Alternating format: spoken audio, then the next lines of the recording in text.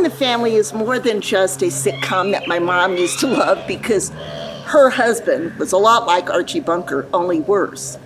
All in the Family also describes the overwhelming and varied obstacles that we faced as a family. And it was due to Mary Goedken, my mom, and her ability to rise up above every painful situation, and her let it be wisdom that made us a family. She was more than just the glue. She was the bricks and the mortar and the foundation for our family. This documentary is dedicated to you, Mom. Thanks. The Goedken family is huge. I would say our family as a whole is a lot of fun. A lot of crazy. Very caring people, family oriented. I think as far as the Goedkens as a whole, I've always felt that we've been an extremely close knit family, that we really, I don't know that we really had a choice. The Goedkens are a very strong family and very happy after everything that's gone on in the family. Pranksters, I guess. Unique would be probably the best word I can think of. To my mind, the family as a whole is as unique as snowflakes to start off with. They're just a very large, lively bunch, very varied personalities, a lot of fun to be around. Very loving, I think. Each individual was different, of course. Family as a whole. One of the first things that comes to mind is humor. Always. Incredible humor. Yeah. And also the close-knitness of the family, the deep connections. It was just so lovely being part of a big family. Amazing, I would say. I mean, I think we have this incredible family. Those are the descriptions of the Goedken family of Monticello, Iowa, by the people who knew them best, the next generation. This is a big story. Mom, Dad, 11 kids, 25 grandkids, 30 and still counting great-grandkids. And every one of them worth knowing, worth listening to individually. But together we create a patchwork quilt worthy of the story we have to tell. And oh, what a story it is. The patches create a quilt pattern unlike any other in the fabric of America. Our ancestors looked like the stoic pioneer people they were. Pioneers in farming, pilgrims in Catholicism. They mainly came to Iowa for the rich farmland in the 1800s when Germany and Ireland were too crowded. Their lives centered on working and religion. Our parents lived catty-corner across the road from each other on farms near the tiny town of New Vienna, Iowa. The town dominated by the Catholic Church, a Catholic school, a cemetery, and a bar, all within a block or two of each other. Dad, Vince, was the oldest of 8 kids, and my mom was the third oldest of 14. They both quit school in the 8th grade to help at home. They were married in a blizzard. Before I introduce you to my brothers and sisters, I need to introduce you to another member of the family, an unwanted member of the family, hemophilia.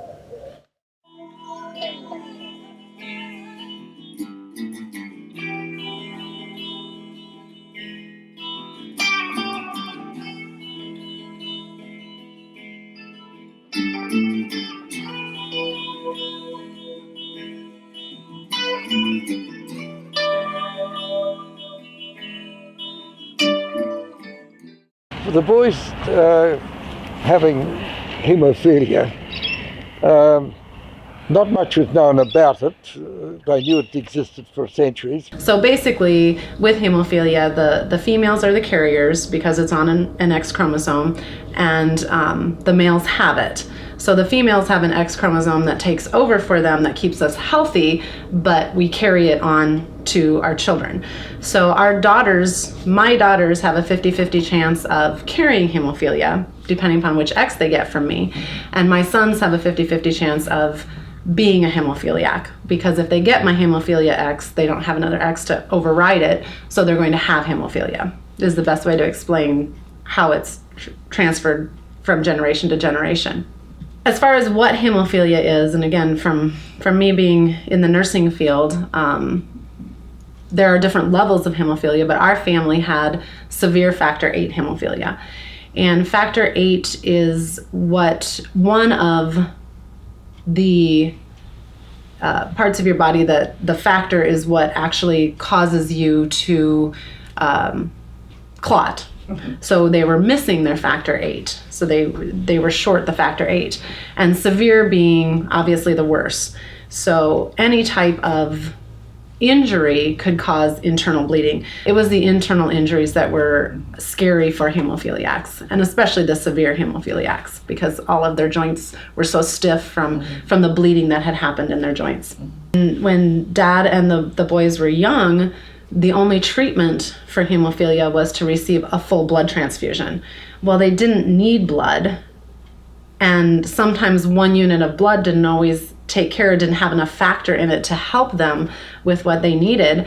So sometimes they would overload their body with blood because they may have to give them multiple transfusions in order to get the bleeding under control. I can just remember the black and blue, the swelling, and you know, at home they put pillows under their leg or prop their arm up with pillows and put ice bags and ice all around. Then you'd wrap the ice in towels, so because otherwise it would get too cold, and never being comfortable in a position for very long. I can't imagine not having a blood bank, because we've had a blood bank ever since I've been old enough to remember. But she talked about one of the boys needing transfusions, and for every unit of blood that you received, you had to donate a unit of blood back then, because there wasn't a blood bank. So she said, you know, before we would go to the hospital, we had to figure out who was going to give a unit of blood. And if her and Grandpa had given their maximum that they could give in a month, they would have to walk the town streets of Monticello and ask somebody to come with them to give blood so that their son could receive the blood that he needed. You know, and then that was an 1.5-hour trip for somebody to decide, yes, I will come with you to give blood, so that they could. And, you know, I just, to me, that was just, you wouldn't even think about that nowadays. I mean, if somebody needs blood, you just give blood. And Grandma said it was just very stressful. Not only do you have a child that is sick and needs help, but now you have to go find somebody that will help you help your children, because you've already done everything that you can. They didn't want people to know that they were suffering. JJ kind of had that attitude, and it carried throughout. I remember one day my friend Sherry Buell was coming to our house, and T had an ankle bleed, and he was a teenager, or just, you know, just at that coming of age kind of age, and he did not want Sherry Buell to see him with his ankle up on a pillow and an ice bag and all wrapped in ace bandages. So I had to help get rid of the pillow, hide the stuff, so that nobody else would be able to see. And of course we were all careful not to deliberately hurt them in any way that might cause them pain or might cause them to go to the hospital. But boy, you wanted to sometimes, because they were so cheeky and really smart-mouthing, and they could get away with a lot of verbal stuff. And I remember times, particularly since I was the healthy one, that we would play football or baseball over at the Weber's by the church, and everybody would try to I mean, we'd have fun, we'd enjoy, and that night you'd just wonder if Carl or Denny or whoever, because they got hit or because they used their joint too much, that they'd have a bleed and then have to go to Iowa City. And so there was always that, you'd have fun, but you were always worried about how it might affect one of them, and if they were going to have to suffer through the night or scream in a pillow until they could get to Iowa City and get a transfusion and get some relief. We learned how to endure a lot of crises, and just, you know, live life every day. And when somebody was in the hospital, we still just went right on doing our stuff because, you know, it doesn't stop. Life doesn't stop just because one of the boys is having a bleed. But we would try to be as comforting as possible. And I remember that as being an enduring kind of legacy of our family is that we knew how to comfort each other. But we helped them a lot too. I can remember getting the cream out and rubbing elbows and sore knees and bringing the urinal back and forth. And I think we probably started as carers when we were about 3 years old. You wanted to be as normal as possible, but you couldn't. So how my brothers dealt with that, I can't imagine. And to you know, go to school and want to play ball and want to do the things, and to want to play organized sports, but you couldn't. And in order for them to still play sports, we would wad up paper into a ball, put a hanger over the door to Mom and Dad's bedroom, and they would shoot baskets from the couch behind them to get better at shooting baskets. And we would play games that way. It was, you know, and then I always had to be the rebounder or the one that got the paper ball and passed it back to them. But that's how they passed the time, being sick. They didn't make invalids of themselves. So 11 of us were born to Vince and Mary Goedken over 4 decades. Starting with Jan in 1937 in Dyersville, Iowa. Most of us were born in Manchester, Iowa, but we ended with Tommy, born in Monticello in 1960. Hemophilia entered our family with 6 of the 7 brothers.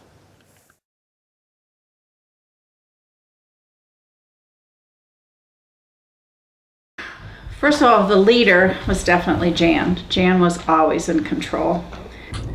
My oldest sister was Jan, and she was so much older than me that I think we only lived in the same house for maybe 4 years. I was a baby when she was in high school. So I don't really have memories of Jan until we received letters from Australia.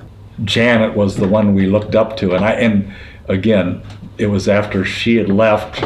She was married, she was in Australia, and it was something to be proud to say you had a sister lived in Australia. And I think Jan really made me want to venture there. She was organised and responsible, and she did take care of things well. There was just something about her that was regal, maybe. I don't know. It was never pretentious, like she was better than anybody else, but that she was always very put together. She was always very nurturing, wanted to cook things and have healthy food. And yes, she was strikingly attractive, to me anyway. And she was an intelligent and smart girl, and rather determined type of person. Mum always dressed beautifully. Kids we were looked after. Mum was the burnt sausage mum. Yeah. You know, she'd always take the burnt sausage for out, and we'd get all the good food. Mum always did everything for us. Mum was always up doing stuff. She just soldiered on.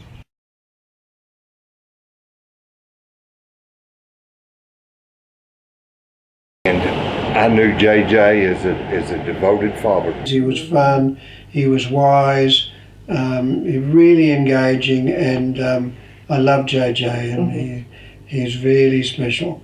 And all his kids were special, and Linda, his wife, was just fitted in perfectly, and it was all just felt a real family. JJ, Uncle JJ, he was always busy too. He never let the disease run him. He controlled it. He did what he wanted to. And he lived vicariously through us, because there wasn't much that, with having hemophilia, that he should be doing. Didn't mean that he didn't do them, but that he should be doing. So he bought things for us and just enjoyed watching us have fun with it. I guess I would say my dad wanted to be as normal as possible and not let his disease slow him down at all. We had motorcycles, 4-wheelers, 3-wheelers.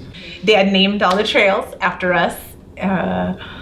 We did a lot of sledding and things out there with the 4-wheeler and the tractor. I remember JJ's workshop, just being in there and just the smell of, the paper and the printing, all of the woodwork. I remember, just it had a very distinct smell when you walked in downstairs. I remember the chair that he'd let me sit on his lap to ride up the stairs, and that was always such a treat to sit on his lap and ride up.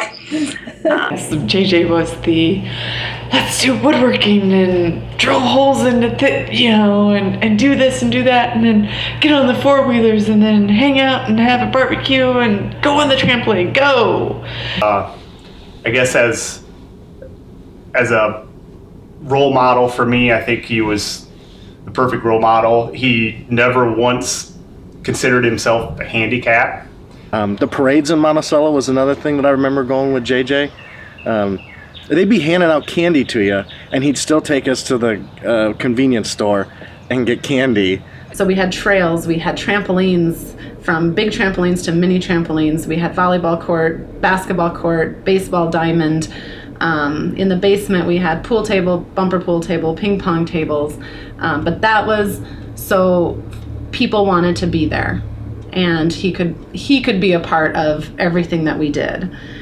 He was very handy, but he was very meticulous in what he did, and seemed to find kind of a peace when he was out there working, kind of forgot about a lot of stuff that was going on, and maybe helped him to forget about hurting and forget about some of the stuff that went along with his hemophilia, and he really enjoyed the wood shop, and he had the print shop too. So courageous. I mean, he was quite crippled up quite a lot of the time, but he was really smart. He had his little business making wood things, and he had his little lift that he used to go up and down with, and I never heard him complain, or never heard, just a really joyful person. But you could see the suffering, and you could see the pain there as well. And I remember he told me once, he said, if you have a hemophiliac, never give them boundaries. He goes, let them figure out their boundaries themselves.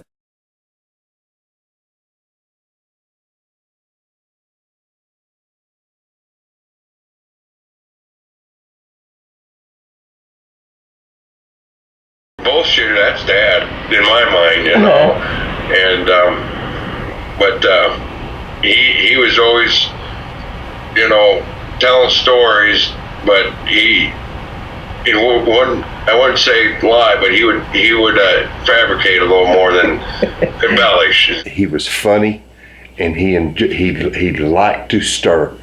Ernie. So Ernie, now all I remember is Ernie was just a barrel of laughs and hardly moved. He just sat in his chair the whole time, drank beer, and Ernie, I barely remember him sober. Ernie would always try to instigate me into doing something that would get me into trouble. He was famous saying, I can sell ice cubes to an Eskimo. That's how much bullshit he could throw across. My very first, very fondest Ernie memory is quarters out of the years. I mean, that man just made me happy and rich. Second favorite is second earliest. He had the best Donald the Duck impression. And I'm sure he got really tired of me asking. And his sense of humor, going through all that pain and suffering and still making us all laugh. I really remember the remote control for the television and everything, and how he used to call it God. He'd say, "Give me God," It took a lot of courage to go through life with strikes against you before you even get started. It's like Ernie, and you think about how much he went through. He was probably the most bound from his illness and his joints and stuff. But he tried to make the best of it. He tried to have fun every day. He had gone through at least 5 bouts of being given the last rites, almost dead before he turned 18. Having a good time, or trying to. I mean, he was always in pain. And he did a lot of drinking with that because of that. I mean, it wasn't all because of the pain. He enjoyed it too. Anyway, Ernie, he was a study in survival.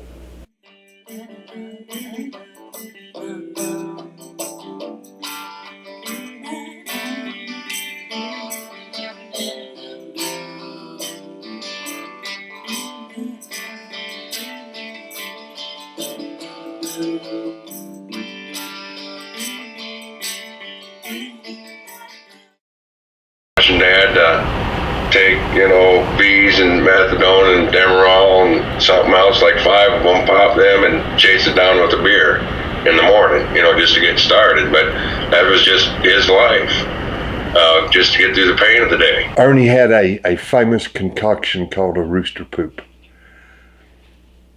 And I saw him use it any number of times. When we were on Ernie's grounds, where Ernie lived, he always slept and stayed in a recliner. And in the morning, when he would wake up, he would take his painkillers, reach over and drink a shot of whiskey, drink a beer, and that was rooster poop. Always joking him, always trying to get the nurse to give him a kiss, or just always giving the nurses a hard time, and in a joking way, trying to make everybody feel better about the situation probably that he was in, and probably trying to make all of us feel better, always trying to console us, letting us know that it's okay.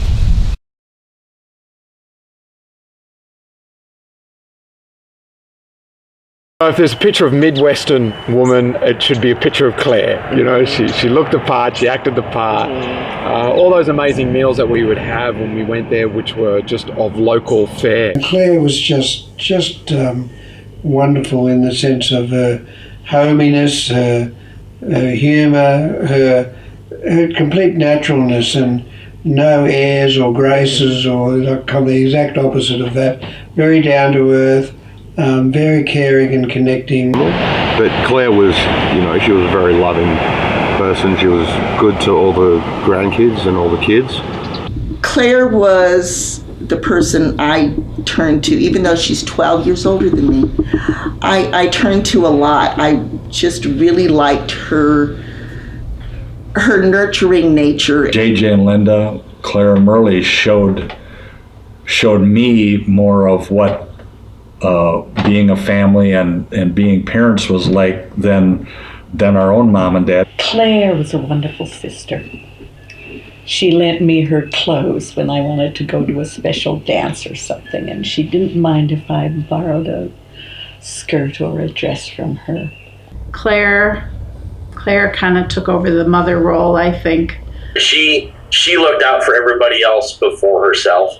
Mom was also a smoother over and to help keep everybody in line. Great memories of Claire and Merle's first farm, not far from where they are now, sitting on the brick wall, watching the pigs run around and playing around, chasing with Arf when he was a puppy. That she had a very sensitive heart, but a very giving one. I could jack with Claire. Claire could jack back with me. If something happened in the family, you could just depend that Claire was going to be there.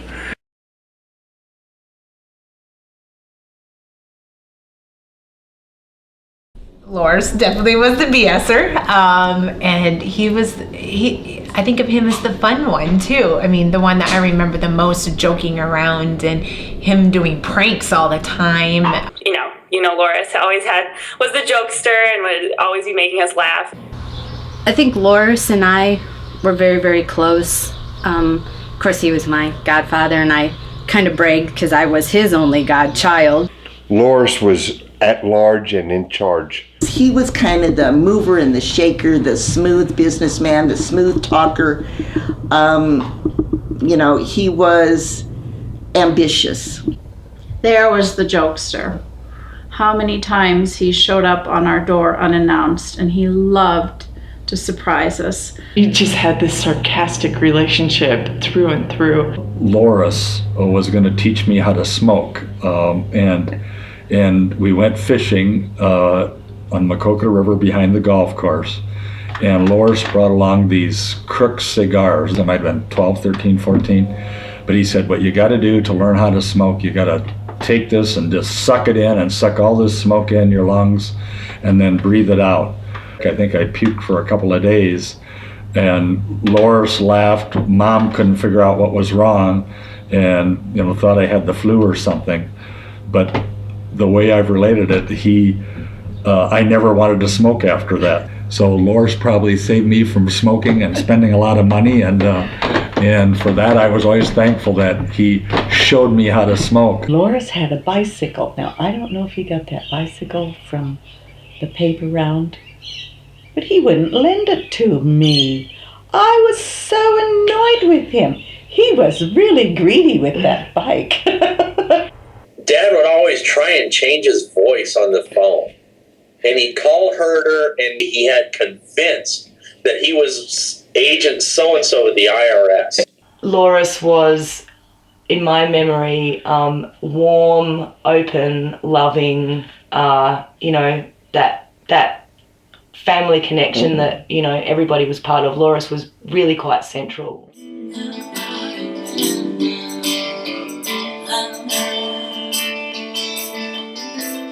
Loris made us feel like we had been part of the family forever, and so did everyone else. Really dedicated to all three of us children. He was at one point. The way to get through life is to sort of soldier on, I guess, was one of the things that I learned from Loris.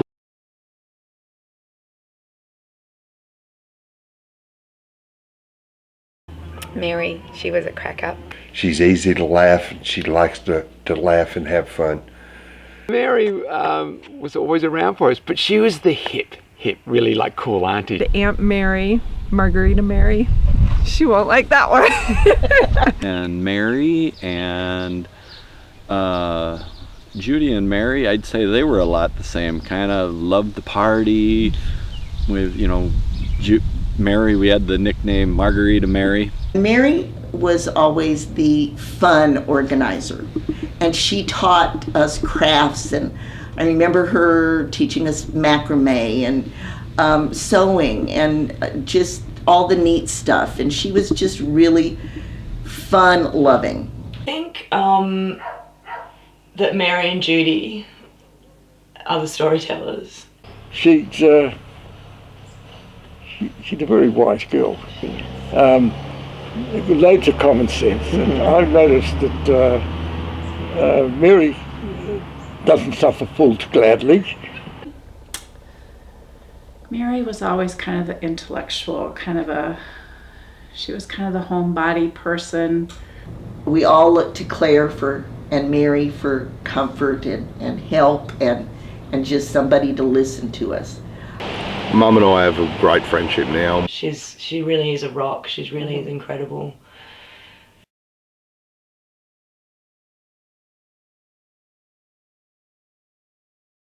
Steve was kind of the all-American boy. He was the only one in the family of the boys that did not have hemophilia, and so he was able to do some of the things that they wanted to do, and that's a double-edged sword. Sometimes he felt good about being able to play baseball for a team or being able to, work. He's the fun guy. He's still the life of the party. He's still very exuberant, and I enjoy that about him. And his hugs, dear God, his hugs, he just crushes you, and it's like, Oh, I love that. You know? I was pretty much a sports nut, and Steve enjoyed sports too. He's my godfather. I always thought he was so handsome. Actually, I think I thought all my uncles were handsome. Now, as I get older and I spend more time with him, it's just, I don't know how to explain it. It's just really nice to have it. He seems to be the first to kind of get emotional about things, but yet he's so intelligent and level-headed that it almost seems like a conflict. But he always comes out on top. That's the thing, is that I always thought that Steve kind of had the perfect family. Steve, I was in love with Steve, or had, what would you call it, a teenage crush on him, a niece crush. I think all the nieces had crushes on Uncle Steve. Sensitive to everything that was going on, and felt like he should be able to do more than what he was doing. He wanted to stop what was going on, but there was no way for him to do that. He wanted to take everybody's pain away, but couldn't do that. He wanted to take some of the pain upon himself. Steve was just, and this is what I think I say about a lot of the Iowa relatives, is that they have this unbelievable contentment with where they are, which is so different from us. You know, my mum and dad, we were brought up on all the pop psychologists, and it was all about abundance and going after more and striving. And Steve was telling me about how he had the bank, he was a manager of a whole area, and I thought, oh great, the career going up there. And he goes, no, I gave it up because I didn't like it. I like dealing with people on the giving the loans out and just talking to them and having my clients. And he goes, that's what I love. And he made his money.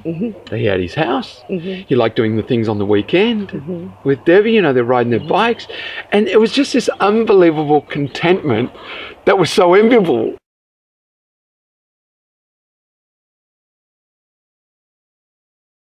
Carl was a wag, I suppose, and well, you've got to explain what a wag is then. Lovely big. Well, he liked getting into a bit of mischief and liked being the one that was, pushing the boundaries a bit. He had a lovely big afro hair. Carl, he always had this sense of courage, like he wasn't afraid of anything. Okay, well, there's Carl and a few of the neighborhood kids, and I was there, and I can't remember exactly who. Steve must have been there too. And Carl must have been hiding. Anyway, he fell or got pushed and broke a leg. And he wasn't taken to the hospital till the next day. And I just remember the whole night he was on the couch downstairs in absolute agony.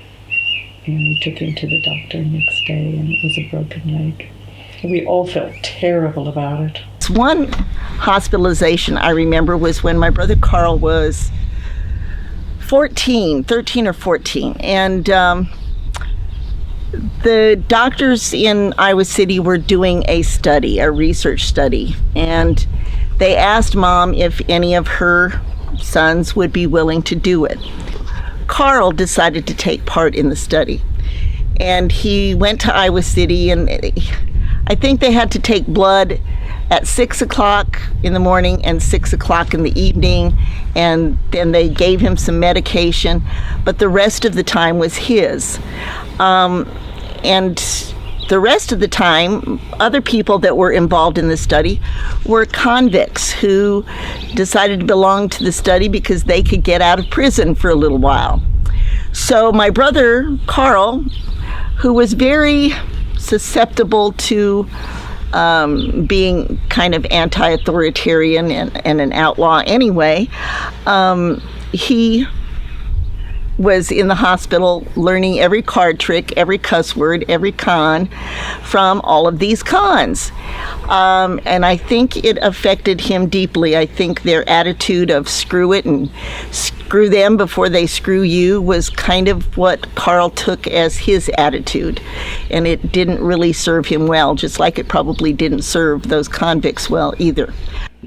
Carl was the rebel, probably more so than any of them. Now, I would call Ernie a rebel, but Carl more so, in that Carl was more caught up into the culture of the 60s and the early 70s than Ernie was. Probably of all the boys that, as I remember, me being one of the younger ones, of all of the boys, Dad picked on him the most because Carl looked exotic. But of course he hated all of this because he always felt like he was out of place. He was the other. When we first met, we formed almost an instant bond. And through the years, Carl was more than Brother Carl. He was a brother. Carl would always be the one to stand up and yell at people, you know. He was an amazing mimic. I mean, I've never seen a talent like it. He could do any animal noise and it would sound absolutely authentic. We stayed with Carl and Denny out on a farm that they lived in Iowa one time, and I remember Mum being a little bit nervous that we were going to go spend a couple of days with them, so we were staying overnight. And we went out and helped Carl pick dope. And I remember Carl always going, the police will never, I'm too smart for the police, and besides it's too expensive to put me in jail because of my hemophilia, you know, don't worry about me. Carl and me were tight, real tight. He taught me a lot of things about wrong things, but the right way to do things, the respect and the toughness. I mean, when I'd go stay with him and Dad in Iowa City, I couldn't walk by him without getting punched in the gut. And I'd just look at him and I didn't hurt. And I'd go around the corner and catch my breath because it did hurt. He had curly black hair and he almost looked African American. And he was beaten up really badly in King's Cross. And I remember that was just horrific. Mum was beside herself that he could have been, you know, hurt so badly in Australia. I get a bang on the door of my hotel room and Carl's there just laying, and he's bleeding. And I'm going, Carl, what's happening? He goes, you know, I was at a bar. And, I mean, the story was that Carl mouthing off in a bar with some Maoris. And the Maoris and the Samoans don't get along, and they thought Carl was a Samoan because of his big fro and dark skin, and they beat him up. He was the rebel rouser, he was the troublemaker, he always had a joke and always had a story. So Carl was like the drug lord, and it was kind of adventurous. I was in Iowa for a bit, and I remember going to Carl's place, and he's showing me this bag of coke, and he goes, "Oh no, I'm not a dealer. I don't deal with that stuff. I'm the supplier." Carl was, and I was always worried a bit about him, and he always said, "Don't worry about me. They'll never catch me. They'll never." And then they did. And then they did catch him, and they put him in jail. Also had this really sensitive side that he didn't show everybody because he thought he had to be tough.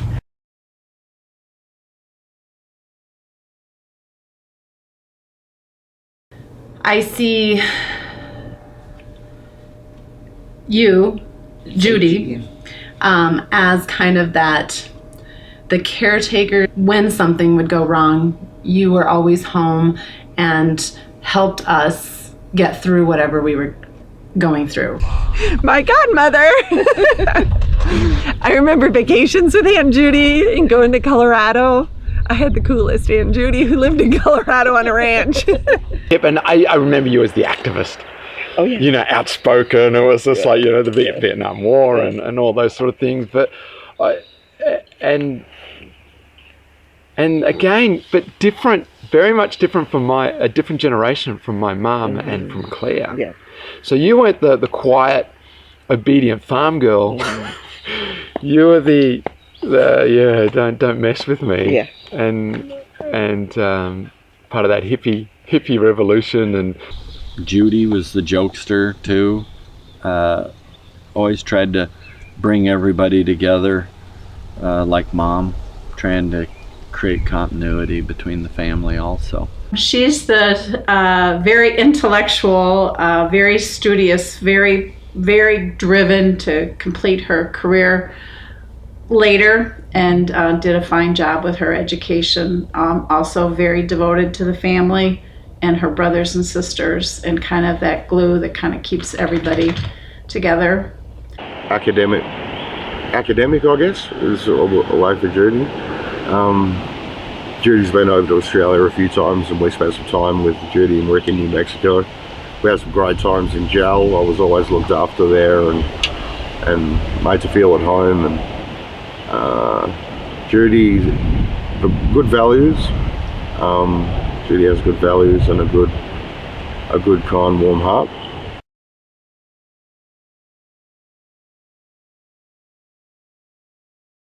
T was probably the most gentle person I've ever met. When I first met T in Iowa, he had long, pretty blonde hair. He had a pretty well-kept little goatee type beard. Just such a great guy, easy going, mellows guy, and he sure liked to play cards and have a good time though. Yeah. He was always upbeat, positive, always wanted to go do something with people, always wanted to be around a lot of people. And my experiences with him were when we lived in Austin and he wanted to go fishing, or he wanted to go down to 6th Street to live music, or always have people around him. When he was like 3 years old, we were down in a neighbor's and we were playing, and I don't remember really what happened. I just remember the end result. And all of a sudden, a steel bar hit Denny, or T, we called him, T was his nickname, hit Denny's wrist. And he screamed. But I remember running down the block, yelling for my mom that Denny was hurt, Denny's hurt, and him going to the hospital. And that steel bar on those tender tissues and muscles forever deformed his hand. His hand never grew. He would let no harm happen to me. You know, I found him probably a little bit more protective than Carl, especially when we got up to no good. Like, he was more concerned about looking after me, where Carl was more like, this is it, come on! You know? He was the one that you could tell anything to, and you didn't have to worry that he was going to tell anybody or he was going to judge you. Because he was pretty private. He would go into another room and give himself an injection. I see him in my eyes right now, you know, that soft, beautiful man, gentle, kind. We'd have those late night talks at the Rochester Street, and you know, talk about you know, how to carry yourself as a man and do stuff like that. You know, he was always good, and geez, he was such a tender heart too. T-Bird was.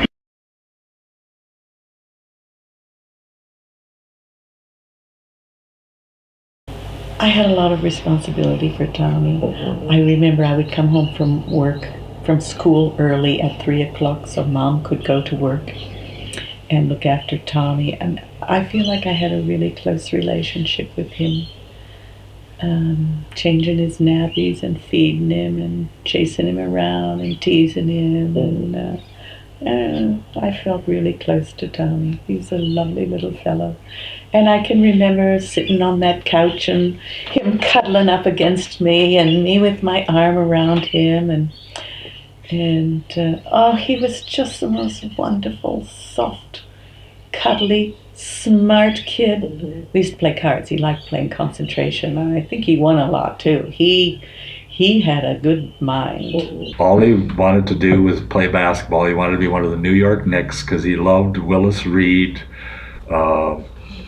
Earl the Pearl Monroe, Bill Bradley, Dave DeBuscher, and Walt Frazier. And that was the team. And he loved to go over to Weber's and shoot baskets.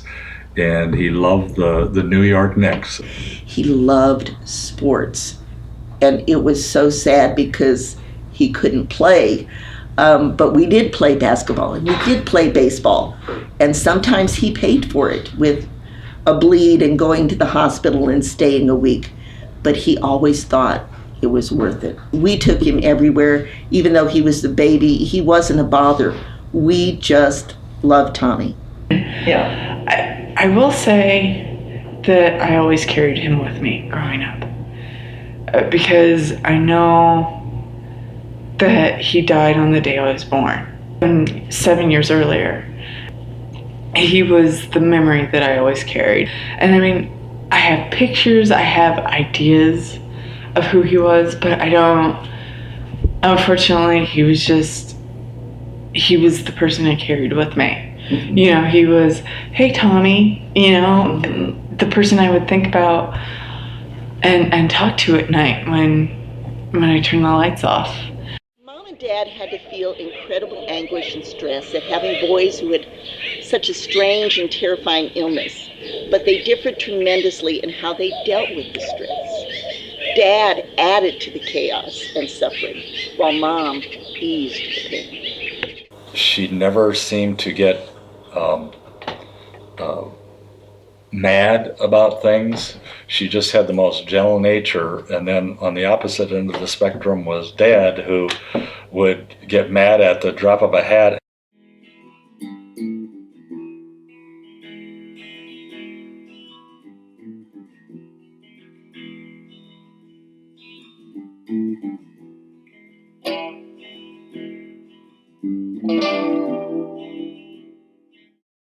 My mom, Mary Goedken, was probably as good as it gets for a mother. She had 11 children, 6 born with a severe blood disease. And always when I think of her, I hear the song Let It Be in the background. Let it be, let it be. Mother Mary comes to me speaking words of wisdom, let it be. She had a lot of wisdom, and when she couldn't control things, when things were beyond her, she helped us learn how to let it be and accept the tough times and accept the hurt and the suffering. And I am forever grateful to be my mother's daughter. It's a gift that she gave me. My father, on the other hand, was a bit of a brute. And the farm was quite isolated. And because Dad could fly into rages, and did occasionally, and we didn't have a phone, I didn't feel very safe. And curse and swear about the stupidest things, and yet the things that were a lot more important, feelings and what was going on in the family, that just didn't wash with him. And then wondering when Mom got home at night if Dad was going to yell at her about something, if there was, and I can remember not being able to sleep at night, and I can remember having dreams about, even when I was a teenager and older, having dreams about Dad that all of a sudden if he would get angry or something that I wanted to hit him, and not feel bad about it at all. And it's pretty sad to say that the most vivid memories of Dad are anger, either him being angry or me wanting to be angry enough that I could hit him and not feel bad about it. Young man with a lot of promise and very intelligent, and just imagine what it was like to have 11 children, 16 February boys, that responsibility. How Mom, such a gentle soul, how there was two such opposites, and always wondering how did they ever decide to get married, or did it change when the boys, when we found out there was hemophilia, and when Dad couldn't farm? Because I always figured all Dad ever wanted to do was farm, and when he couldn't do that or had to sell the farm, that if there was resentment there, if that's when the anger and all of that started? Dad had his anger that, and his bitterness that comforted him. I think I don't know if it comforted him. He claims that he was just disciplining, but it was way more than discipline. He was kind of nasty some of the time, not all of the time. And when I had my own children, I really realized how difficult it must have been for Dad. I mean, I hated him. I just thought of him as a mean son of a bitch,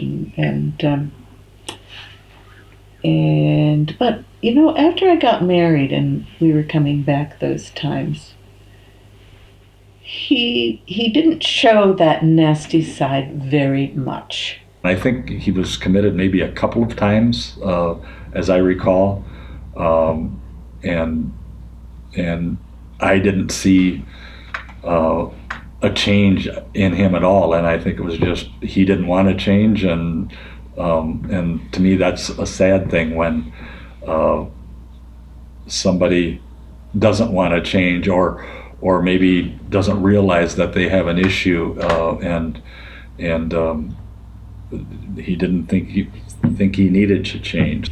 He had a relationship with nature that was well ahead of his time. He was very intelligent. He was an excellent gardener, and Mom canned everything.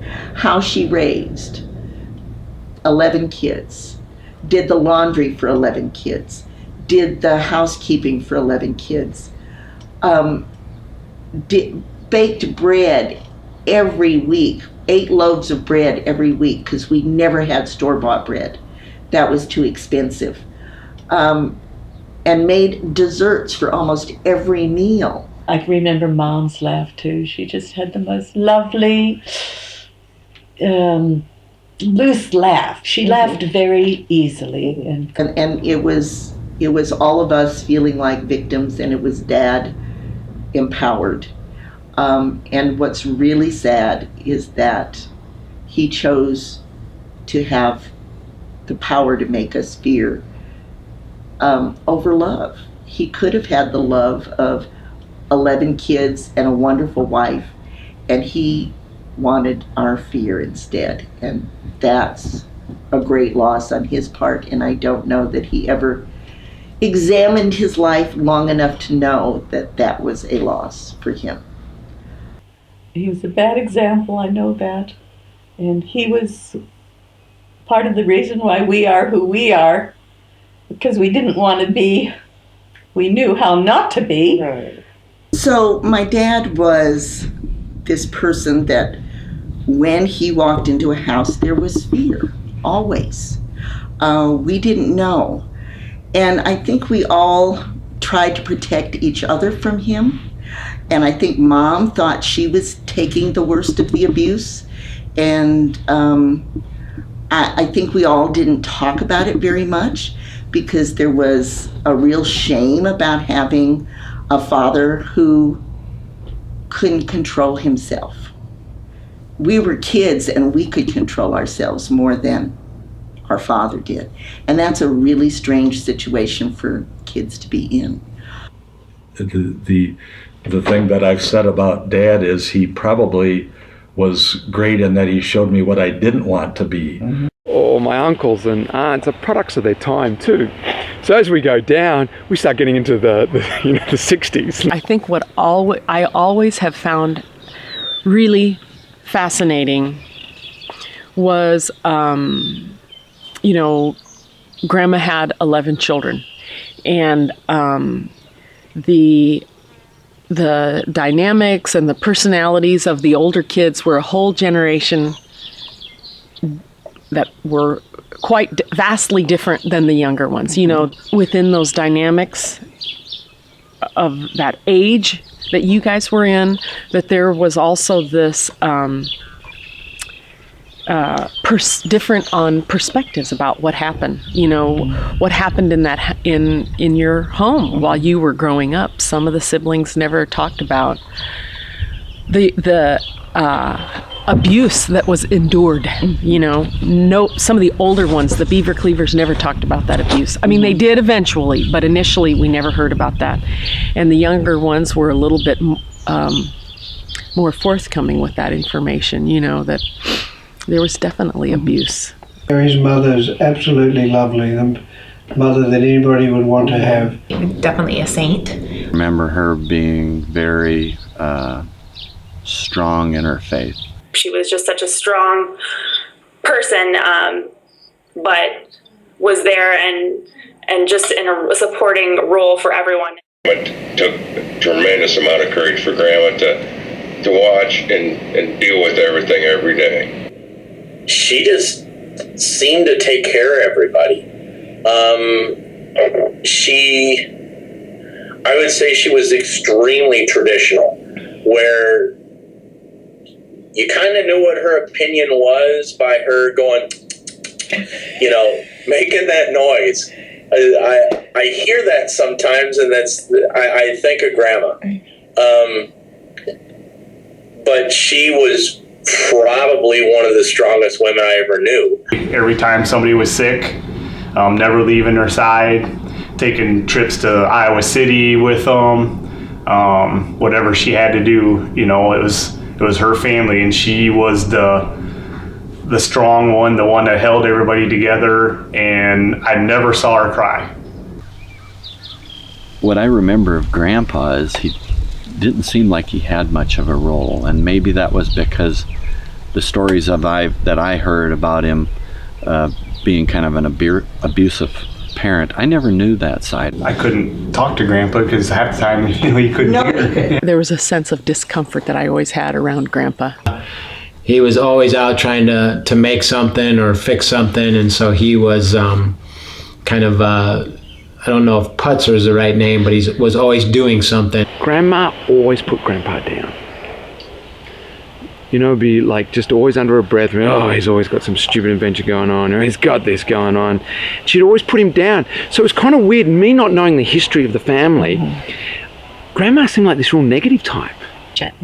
And so to go out with Grandpa out to his garden and pick food, and to be in his garden with him, and he'd tell me everything about his garden, I absolutely loved it. Grandpa was like an alternative farmer back before it was cool. He was always a storyteller, but he seemed like he always told the same stories over and over. Doctors told our parents that the boys would not live past their teens. But Mom couldn't keep an eye on the boys all the time. So they ran and played in ways that most hemophiliacs of the day did not.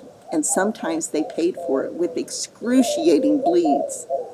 And all 11 of us were developing into individuals in response to the stress and the joy, the chaos and the confusion of being all in the Goedken family.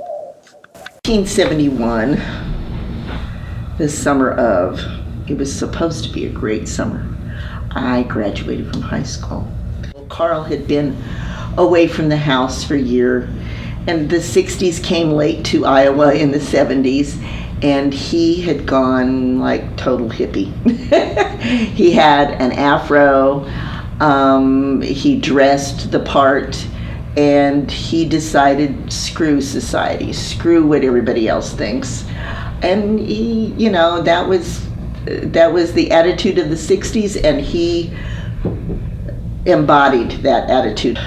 Carl came home, and he was in kind of a belligerent mood, but Dad was in an even more belligerent mood. And Dad said, you are going to get a haircut now, because Dad did not like Carl's hair. And they had a fight, a slapping, a hair pulling, a punching fight, probably 2 hours before I was to graduate from high school.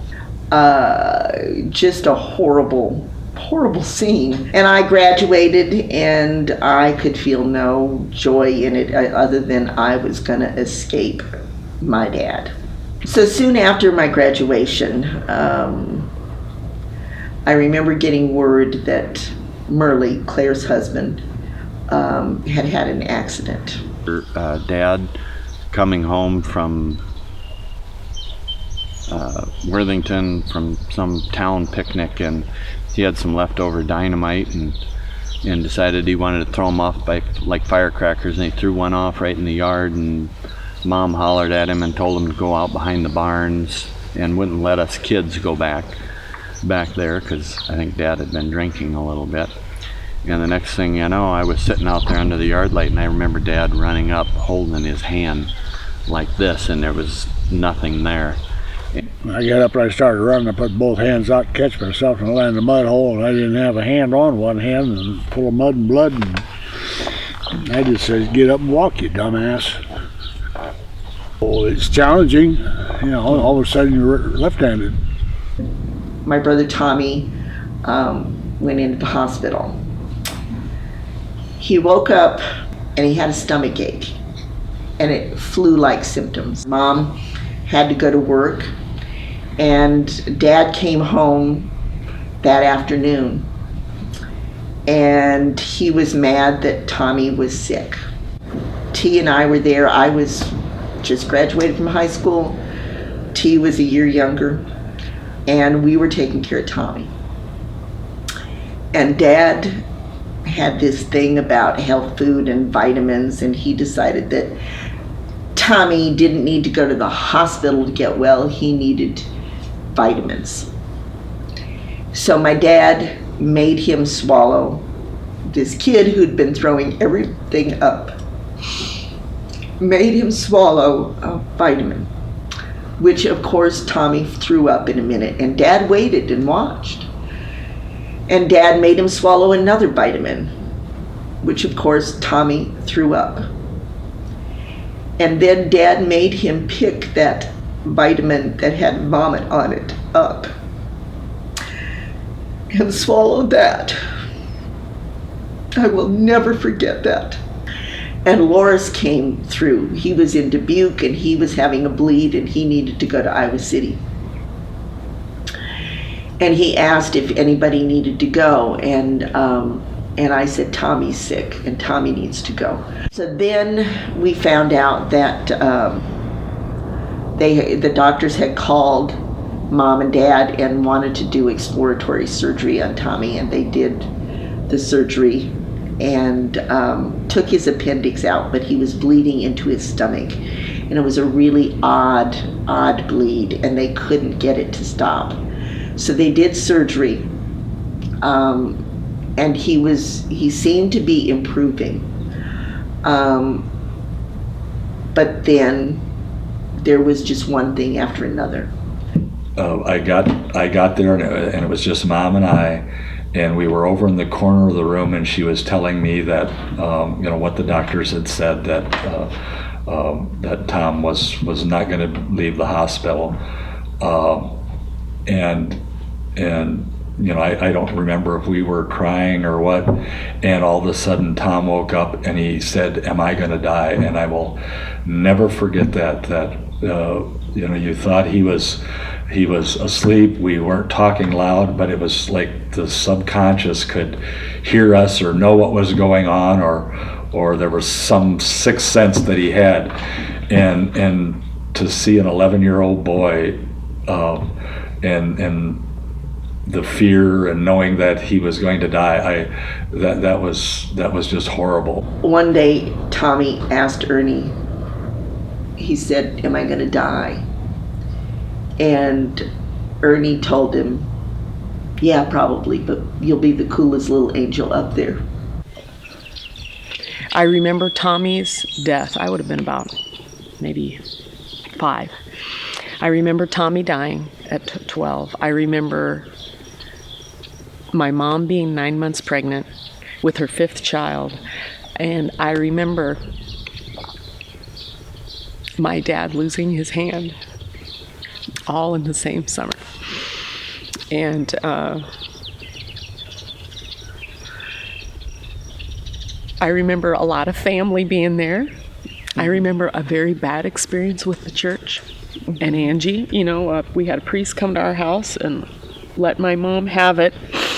about not having Angie baptized. I remember sitting on the stairs. There was a stairwell upstairs. I remember sitting on that stairwell and listening to that priest. After my mom just lost, her brother died, her husband lost his hand, and she just had a baby, and this priest was chastising my mother. And I remember when Tommy died. Patrick and I were just forming a relationship then. And when he came over, I told him that Tommy had died. And he was just said the most wonderful things. And he said, I think we should pray together. And which neither one of us ever, we didn't even talk about that ever previously.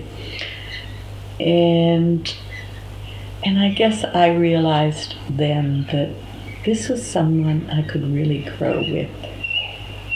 And so before Tommy did die, my mom's brother Bert died. He had had a stroke and lived for many years with the stroke, but then died.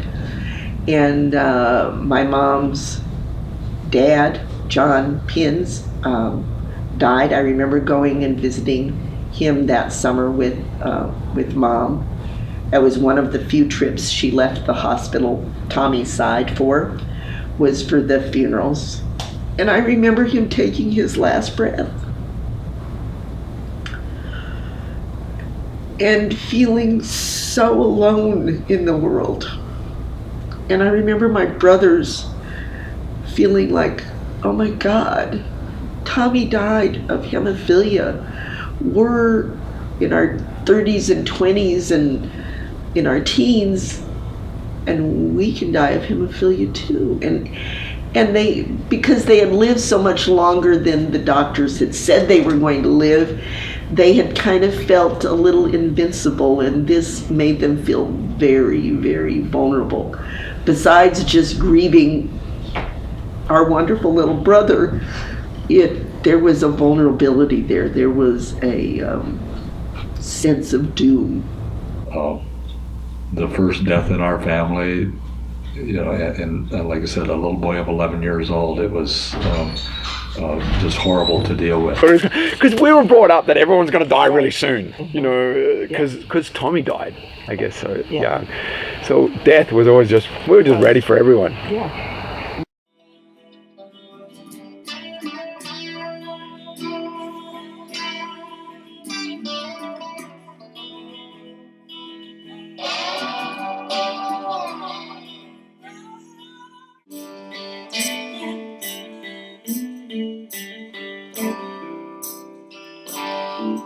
I always remember him never standing up real straight.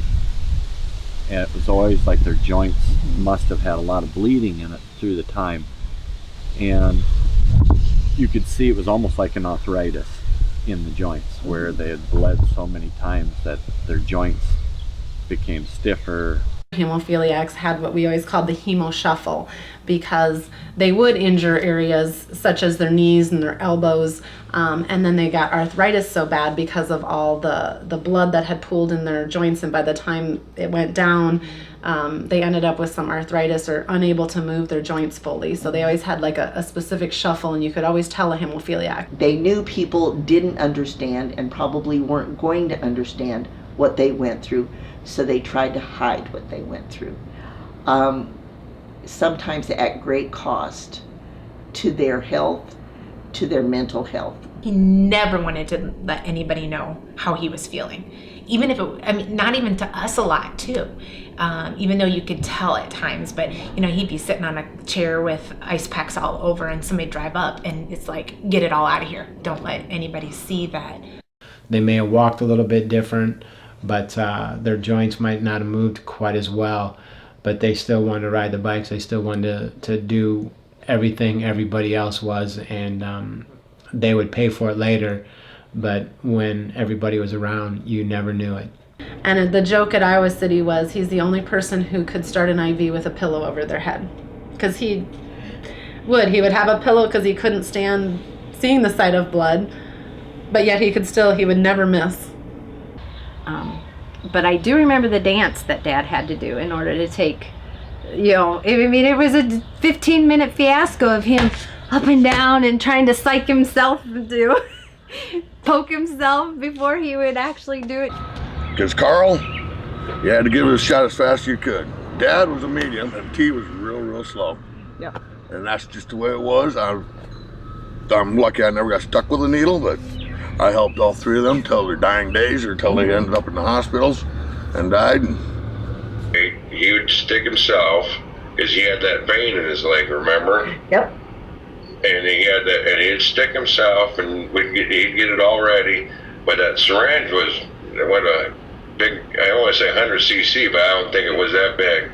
But anyway, you'd have to take a lot to push it through, and I'd help him push it through. Mm-hmm. Depress the syringe. For the longest time, Jan had to give him infusions because he couldn't do it himself. Mm-hmm. He would have to. It was the only good veins he had. It seemed like were on the back of his arm, so he would have to turn and get it like that. And I remember sitting on the couch with him, and he would always he'd curl up in this pillow. Yeah. And it's still got. Oh my gosh. Oh my gosh. Wow, Eric.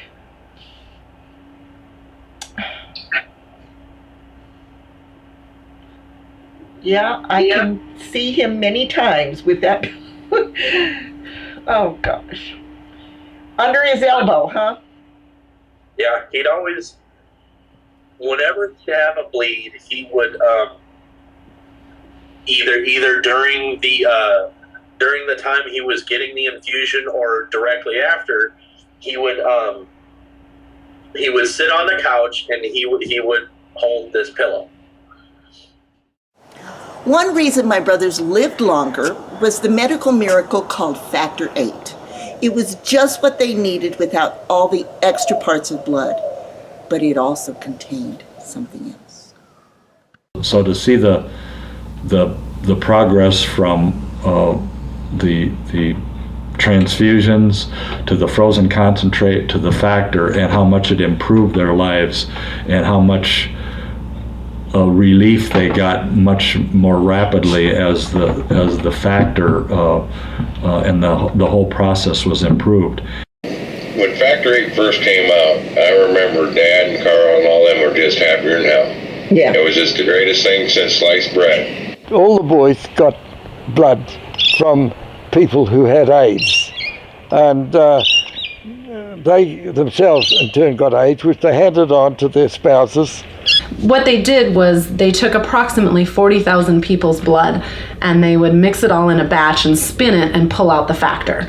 And so this Factor 8 was pulled out, which was then placed in a vial and made a powder. So we were able to keep this at home. So we had a refrigerator, in our back room, which carried Dad's blood. My understanding with the Factor 8 was that it was the thing that could change everything. So Factor 8 was like our savior. We were so excited when Factor 8 came out and that we were able to do this. The downside of it, when you look at mixing all these people's blood, is that if one person out of that 40,000 people had hepatitis, had HIV, had any bloodborne pathogen of any sort, that was passed on through this in all of the vials of Factor 8 that came out. So you can see how easily diseases got spread now in the hemophiliac population because they needed this Factor 8 to live, but yet these diseases were being given to them or transmitted to them through this blood that they were getting without their knowledge. And someone that I work with one time had gone to a conference because her family ran a funeral home, and she's the one that said to me, Debbie, do you know that, I don't know what the statistic was, 80% of all hemophiliacs have HIV? And I go, well, no, they don't. I said, none of my brothers-in-laws do. Little did I know that they did. My uncles needed it. that saved their lives. But then on the other hand, it killed them. I remember the first time they talked about you can get them through blood transfusions. And I'm like, they take blood transfusions, but that's a East Coast type of thing. It can't happen here. We heard it was a lot in Africa and things like that. Just so I never thought, and I was like, we're a small town in Iowa, and it can't happen to us. I remember saying that a lot, and again, the age I was, somewhere between that 15 and 18, you think that nothing can happen to you or your family. Something that they took to improve their lives was actually what took their lives in the long run, and actually was a more horrible disease to deal with, because at that time you couldn't talk about it. You didn't tell anybody that they took factor.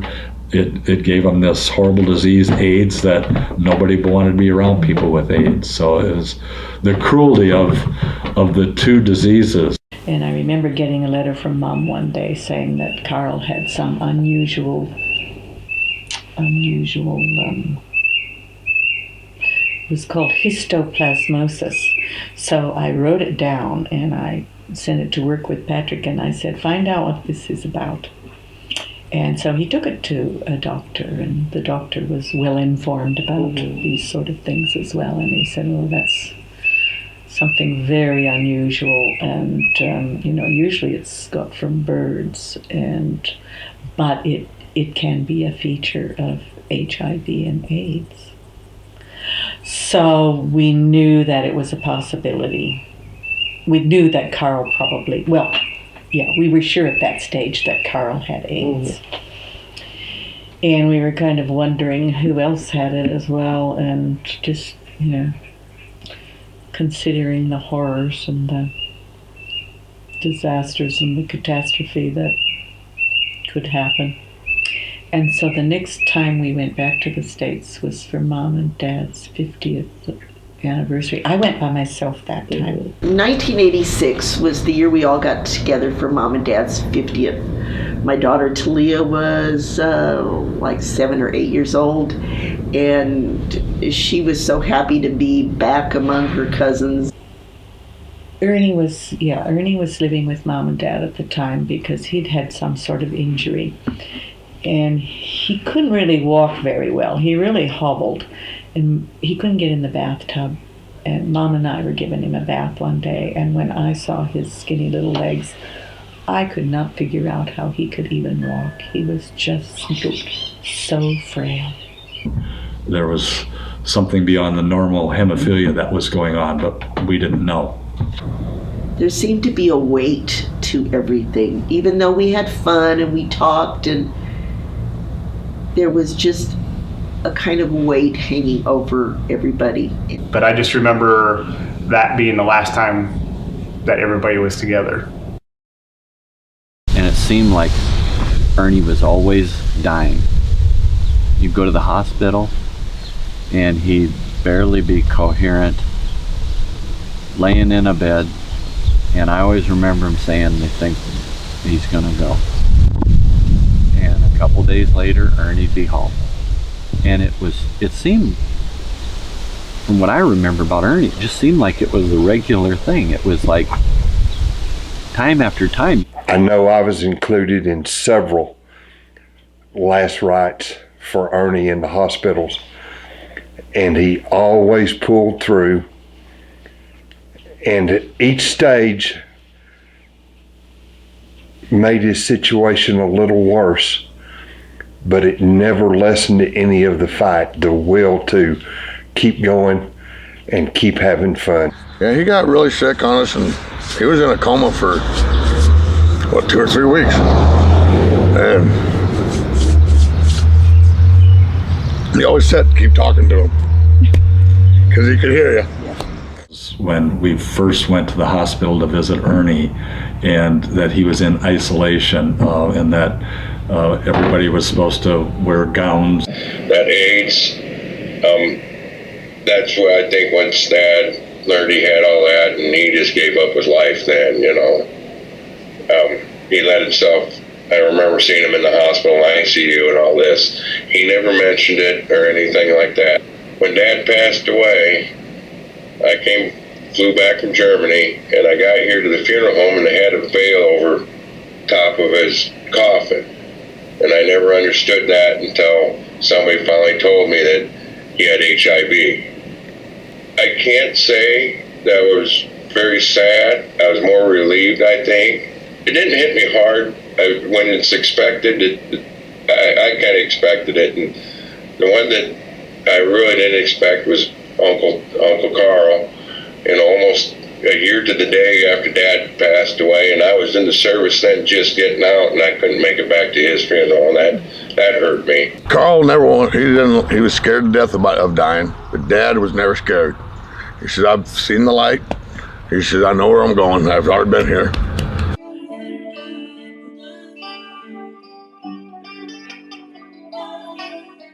Karen Wilson moved to Austin, Texas to live with T in 84 or 85. We liked her immediately. She had a sweet nature just like T's. And when T came home for Ernie's funeral, Karen wasn't with him because she was pregnant and due in May. The day after the funeral, Mom and I were cooking lunch, and T said to us, he said, we think the baby might be sick. And we cried. And Mom in her wisdom said to T, you love them for as long as you have them.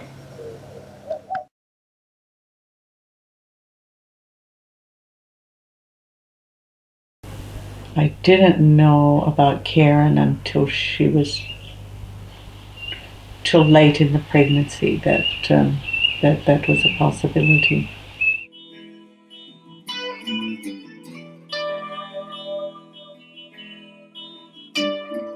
And I actually got to meet him, and I remember holding him. We were at a picnic, and I remember when T brought him home, and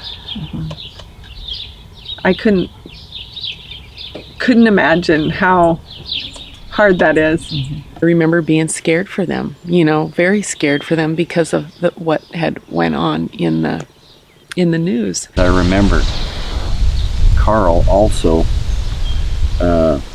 starting to have health issues and getting put in the state hospital down there. And about the same time, T and Karen had a baby, and their baby got pneumonia. When Clayton T was about 3.5 months old, he got diagnosed with pneumocystis pneumonia, which was a feature of AIDS. He was transferred to the Texas Children's Hospital in Houston. I went to visit him there for a couple of weeks, and it was like a whole other world. All these parents of sick kids, terminal kids, grief everywhere. T and Karen's journey there was especially fraught because they couldn't share with the other parents that their baby had AIDS because there was such a stigma to it, and that was very terrifying to them, I think. It was just so sad to see this sweet couple be so hurt by the loss of their child.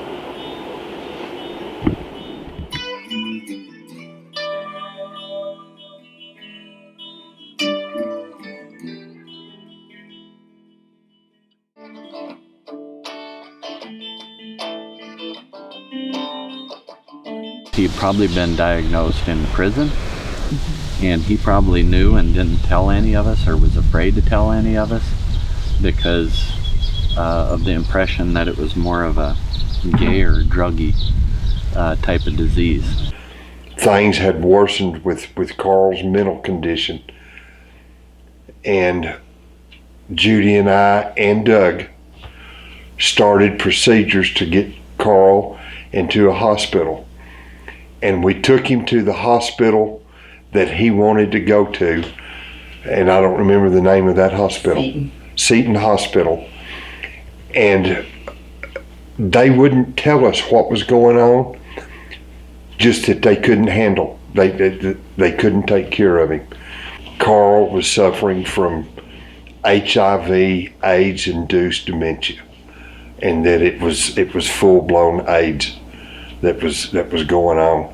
So they finally got him to Iowa, to where he could get the kind of care that he really needed from the University of Iowa and the people that understood hemophilia and what was going on with the AIDS. Remember the last conversation that I had with him, he was quite clearly not sure where he was, and he was saying things like that he was coming, we were going to go to the beach and things like that, and I of course knew that wasn't going to happen, but I didn't think that he was just saying that. I remember feeling that he really did think that, and I could see the disconnect between what was really happening to him and the reality. I remember Carl in the hospital, in the psych ward. Grandma Goedken was there, and Carl, I think, was in a wheelchair, and she was trying to put his shoes on, some shoes on for him. And she couldn't get his shoes on, and she said, "Oh, we just won't put your shoes on for today." And he was probably half doped up, I think. I don't know, medicated or something. And then she said, "Well, let's brush your teeth today." And she took one of those sponges, and she was brushing his teeth, and one of his teeth came out while she was brushing his teeth. And he just looked at it, and he started to cry. And Grandma Goedken said, "Oh," and just played it off and moved on to the next thing. But that kind of suffering, that Carl had to endure, was just... And whenever I'd see it on TV and see all these roles of these various characters playing AIDS victims, I'd think there's no way they can ever portray how horrendous this looks like at the end.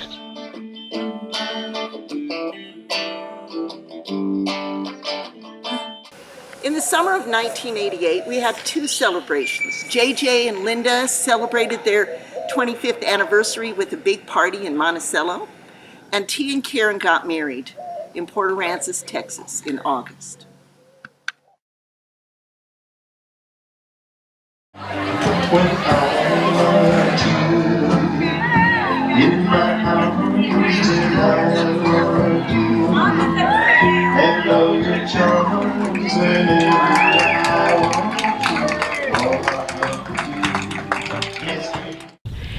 And then T's wedding, when he got married in Texas, and what a beautiful, gentle event that was.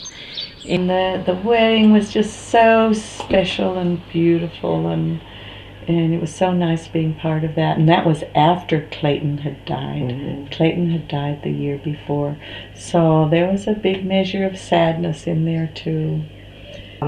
T and Karen's wedding, we knew that they both had AIDS, and we didn't really make a big deal of it, actually. I don't know, Mum did such a good job in making sure that we understood what was at stake, and that we understood as well that we didn't need to be afraid, that we just kind of took it in our stride, and that was that. We went and visited, we had lots of really great family times. Mum told me much later, one day when the kids had all gone off to the water park or something like that, and T said to her, "Mary, haven't you told your children that I have AIDS?" And Mum said, "Well, of course I have." And she said that he started crying, and he said, "Well, but they're not afraid of me."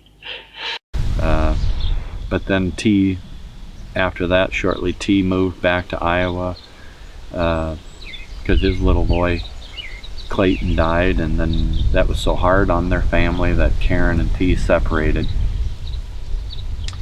And then T came back to Monticello. He lost a son and he lost a wife, both to it. And so he dealt with it differently. He kind of wore it to where you could see it. I have to tell this story because my mom isn't here too. It's okay. Maybe I can talk now. Okay. I think it was when he was sick. Mom was watching his little dog. And the neighbor dog came running across the road and grabbed him and got him. And I remember it was so hard for my mom to even imagine having to tell T about that. Went to visit him, and I heard what the doctor's prognosis with him was, and I never let him know that I was standing outside there. I waited till they were gone for a while. But he did not want to see anybody. He didn't want to see any of his friends. He didn't want anybody to know how bad he was actually suffering. He came home to die at Grandpa and Grandma's.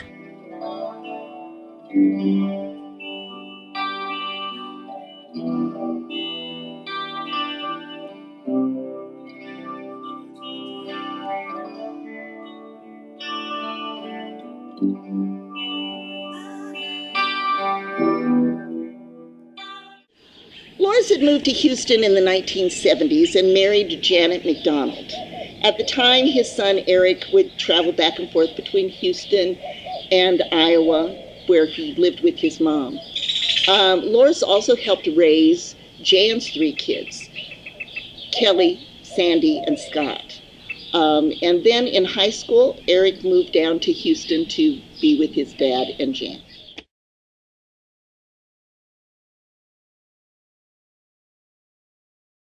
Always an outgoing, vibrant person. Because my stepmom, Jan, was always very well put together. She had impeccable taste because I still have her jacket. It's very regimented. Down the line, you knew where you stood. There was no gray at all growing up. Very strict, very regimented. She had taken care of him and his bleeds for so long that he fawned over her. Whatever she wanted, he did.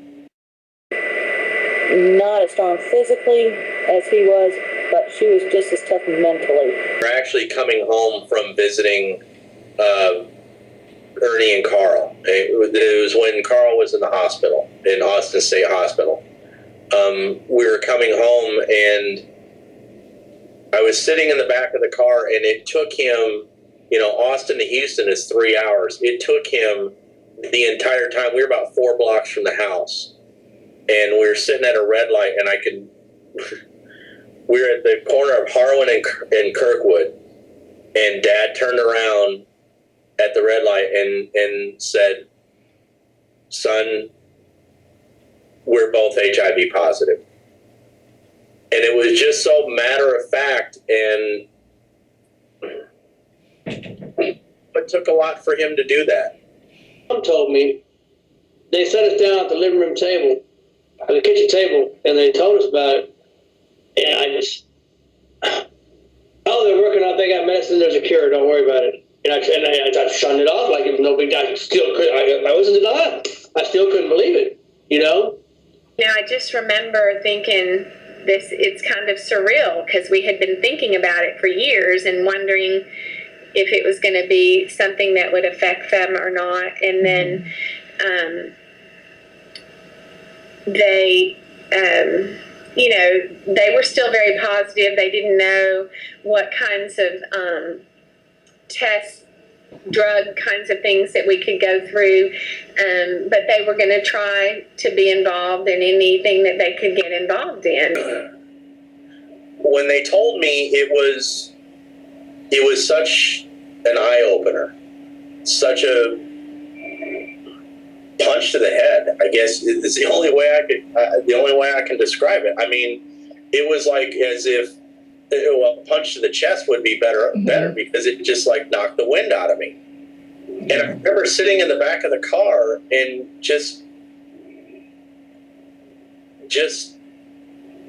man, it was like everything had just come crashing down and I didn't know what to do. Loris complained about Jan being sick, but I never heard Jan throw her arms up and say, "Why me?" None of that. And her family was close to her and Loris during that period.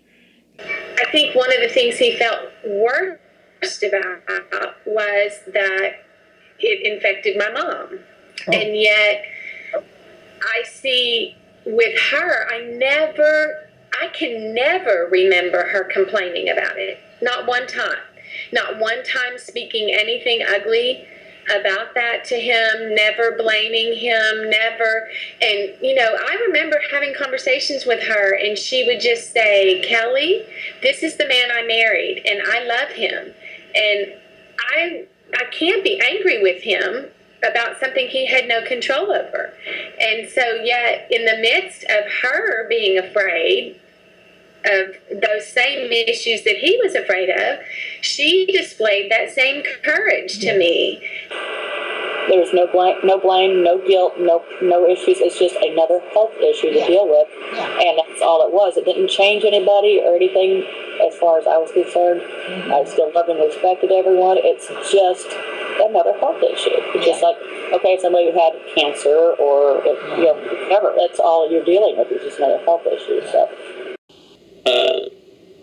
I told him that I was gay, and then there was the whole AIDS and the gay disease, and nobody knew what was going on, and Loris didn't even want me around the house. I had given Mom, the only medicine out at that time was ACT, and they didn't know what it was, and Loris and Mom couldn't afford it.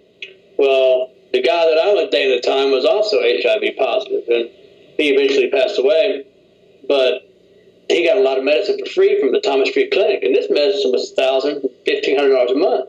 I was giving it to Mom.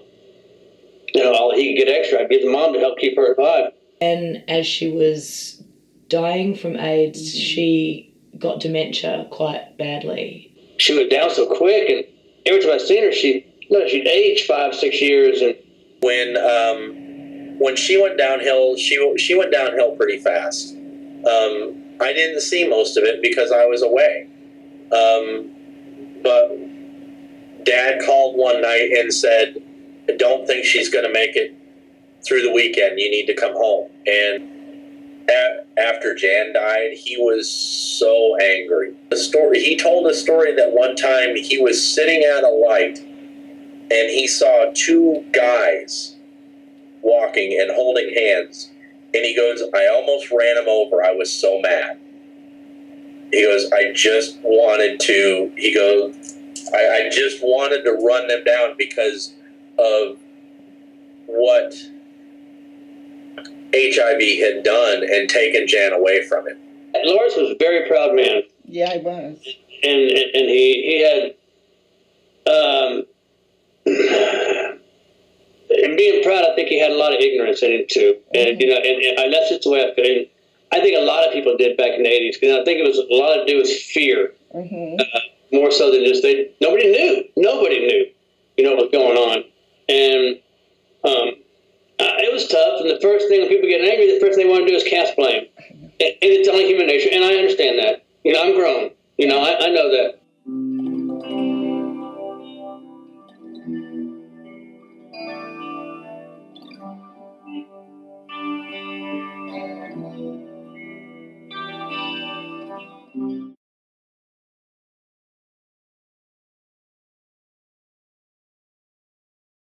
And Karen especially kills me, because I remember going to Austin, and she would spend all this time and money and do these fun things with me, take me to the flea markets and take me to the ice skating rink, and I got to do all that with her because she truly wanted to be a mom. I realized that in retrospect, that that's where it was coming from.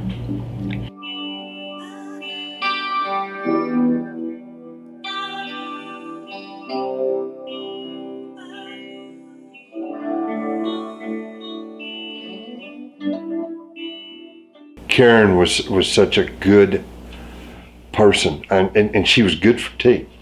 I don't want her just to be a footnote either. You know, I really don't, because she was so unique to me. She's the reason I had a spiked mullet when I was 11 years old. When Judy and I first got to know her, she was a very tender, gentle type of lady that fell in love with tea without having any idea what the road held. I mean, none of us have an idea what the road holds in front of us, but she, in her wildest dreams, she couldn't have imagined the holes and the detours and the faults that was going to be in that road for her and T to deal with. When they lost Clayton, instead of it drawing them closer, it drove them apart. Their differences overrode the love that they had for each other. As good as Karen was, she couldn't handle things as fast as it came down, and the magnanimity of it. I mean, I can't even imagine what would be going through your head if you found out that you had AIDS. The turmoil, the confusion, the mass hysteria even. And I was 11 or 12, and T had already passed, and she was in the hospital where she died, I guess. And they said that whatever the health risks were, I couldn't go up. I was fine with it then because I thought there'd be more time, I guess. And so I have kicked myself later because, like I said, she was the fun aunt. Afterwards, I really felt like I deserved to say goodbye.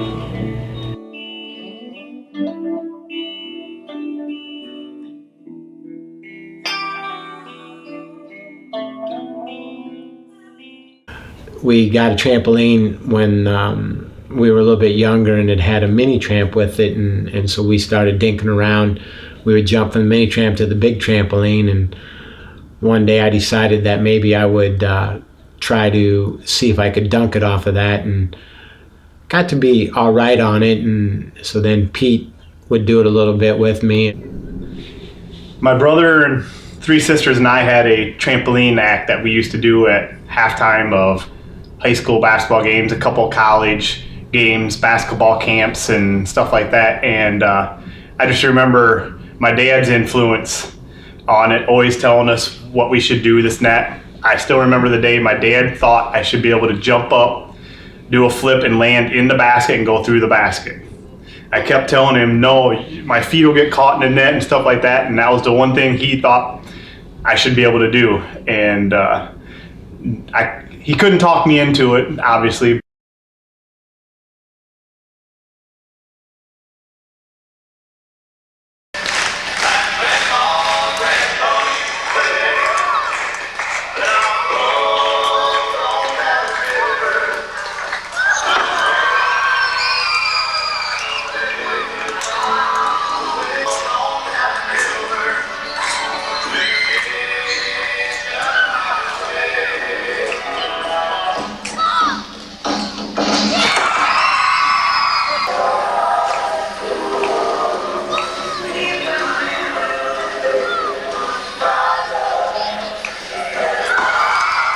Gosh, we did over 100 shows, 3 different states in 4 years, and we would take caravans.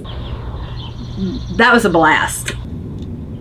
Dad on the sidelines, he was the one running the camera, and when we'd go home and watch the show, he was always yelling if we didn't do it right or if we missed it, come on. Yeah, he was very, very proud of us. He loved telling people about us, and he made the flyers so we could give flyers out, and always trying to come up with ideas for us to do. But yeah, it was a special, very, very special part of my childhood. You know, it would take 5 cars for us all to get all the mats and the trampoline, and then all of us, and we always seemed to have a crew that went with us. Matt did some of the MCing for us when he was little.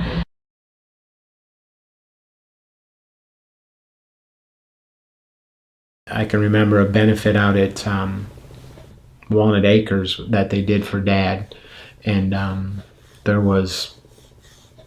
were lined up waiting to get in. So even though it was kind of a bad word at the time, it seemed like the community was very supportive and wanted to really show the support and the respect that they had for him and his mom and dad and his family. So when all the brothers were dying, Dad never told us it was AIDS. He would tell us it was the hemophilia. So then we would question, well, then are you gonna die or whatever? Really, it wasn't until a year before he died before he told us, and then told us that it was everybody else too. And so, and then of course said, you can't tell anybody. And so he said, well, I called this little meeting because I have to tell you guys something. And he said, I'm HIV positive, which means I have the virus that causes AIDS and I'm going to die. I said nothing. And Sarah was like, did you just say AIDS? Did you say you have AIDS? Sarah just started with question after question after question. But Dad was just very blunt. This is what I have and this is what's going to happen and I'm going to die. And I'm tired of not telling you guys. But here's the kicker. You can't tell anybody. Basically said, that I'm HIV positive. And I remember kind of having a lot of questions. What does that mean? What is it? We've been hearing lots about it in the news. I just remember being still in high school and it was hard. We kept it a secret. None of us told anybody. We didn't tell our friends. We didn't tell any other family members. We all kept it, just the 7 of us. This was in 1990. It was early summer or late spring, and JJ phoned and he was feeling really terrible, and he said, I think if you want to see me again, you should come in the next couple of weeks. So Jan and I made our arrangements. The rest of us were gathered.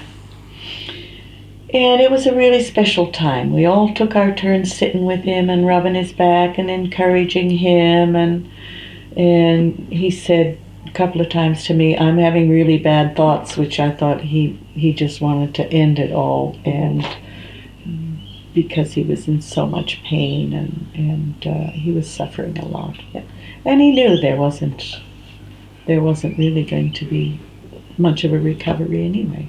The last year that Dad was alive was my senior year.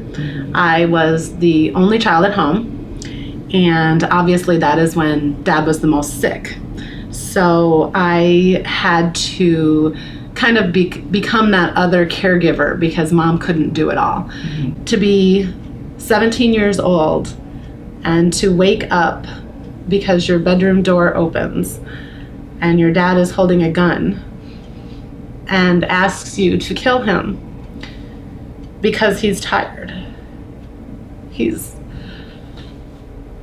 tired of fighting. He's tired of hurting. And he just wants to be done. And your mom is in the shower and no help. And what do? That is probably my toughest memory because you're angry at the same time because you don't want him to give up. You don't want him to leave. But you understand at the same time that he is suffering. And he continues to suffer because he loves us and he wants to fight to be with us, which makes you feel guilty at the same time because he is fighting for us.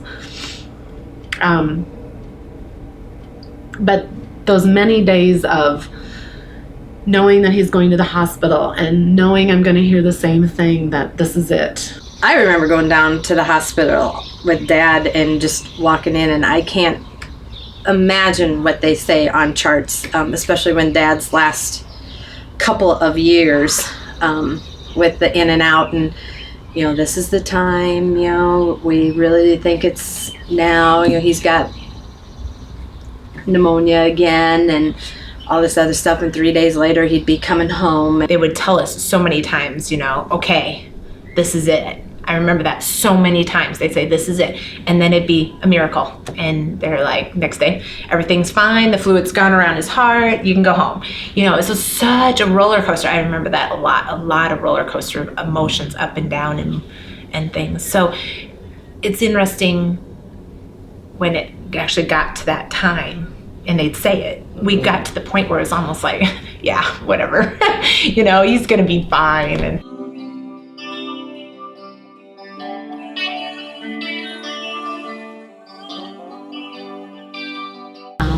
sometimes I feel bad because I think Mom got pushed in the background quite a bit. And I just think we all knew we didn't have the time with him. And so we kind of made time because we knew we were going to have her. I really think Mom had to be, it was so hard because Dad wouldn't talk about it. And she wouldn't tell any of her family or friends. I think it was really hard on her to go through that. For the most part, Mom and I took turns every other night staying up with him because he got to the point where he was scared of the dark. And he thought if he closed his eyes that he would never open them again. So he never liked to sleep at night. So we had put a hospital bed in Mom and Dad's room where he slept. And then we had Mom's regular bed there beside as well. So we would sit in the room with him, and most of the time I would lay in bed with him and we would just tell stories. And then when it got closer, I remember at the Jones County Fair, and then Dad was doing great at the fair. He loved the fair. We're going around well. Then he didn't feel good. So Mom took him to Iowa City, and again, it was a thing where I thought 3 days later he's going to come home. Not a big deal. We all went to the hospital, and I remember that was the time we really, knew he wasn't coming home again. Because he was suffering a lot in the last few days, and so being in the hospital room and being around him when he did pass made it huge to at least be able to say a little bit of a goodbye.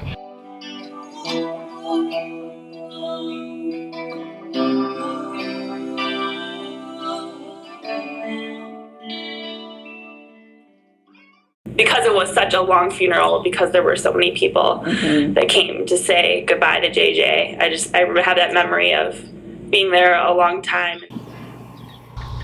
Do what we have to do, walk together down that middle of the church aisle for that next one. Dad passed away in 91, and then it was kind of a break for our family to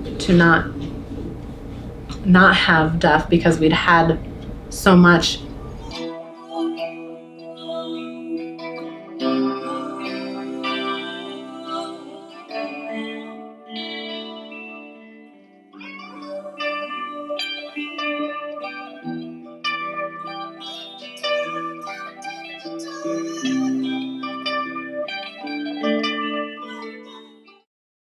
After JJ's death, our family experienced a lull as Loris took protease inhibitors that extended his life.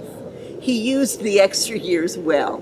He reconnected with Marilyn Fries from Iowa, and she became his companion on his adventures as he vowed to make the most of the time that he had left.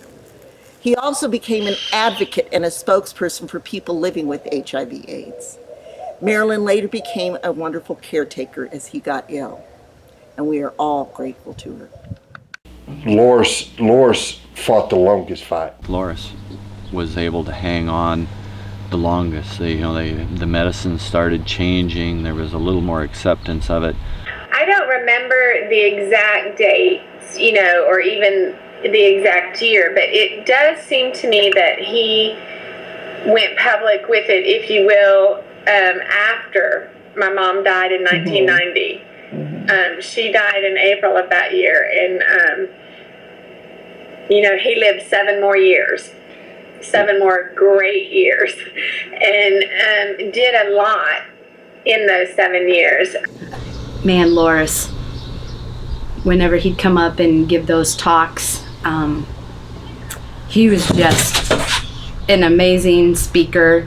He started giving talks and started volunteering more, and he started going out and having fun. He started to rebuild his life, and in that, I think it rebuilt his faith, and he became, not overnight, but church meant something to him again. I remember that nervousness of everyone finding out and how anyone would react. And I just remember, and Loris was a huge part of that too, coming to speak to our school and our friends, and you know, humanizing it and making it comfortable for us. And you know, that meant so much that he was there. I think his humor and his faith and I think his ability to do the talking and the teaching really empowered him to keep his mental health in a good place. Oh, I have a lot of memories of Marilyn. She is just a saint. I mean, just an amazing woman with a heart of gold, and somebody that would just minister to someone and take care of them, and anything they needed, just to be there for him when he needed, I mean, really needed a caregiver. I remember the message being, AIDS is 100% preventable. I remember sitting in the kitchen right here with Loris one day, and I was reading a Sports Illustrated article. I think Magic Johnson had just come out, and there was a big article about him in Sports Illustrated. And Loris asked me what I was doing, and I said that I was reading this, and I don't know if I was doing a report in school. And I remember him saying, just make sure you don't let this run your life. And it didn't mean much to me back then, but I'll never forget him just saying, you know, you can learn about it, you can be smart about it, but it's just one part. And, you know, I think our family's proven it's a small part.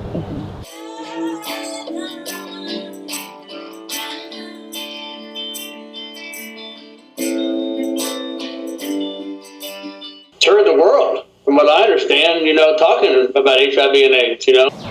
Loris participating in the torch run, I wasn't able to be there, but to be able to see it and see the video, and he had baseball cards made up with it, and I got to hold the torch later on.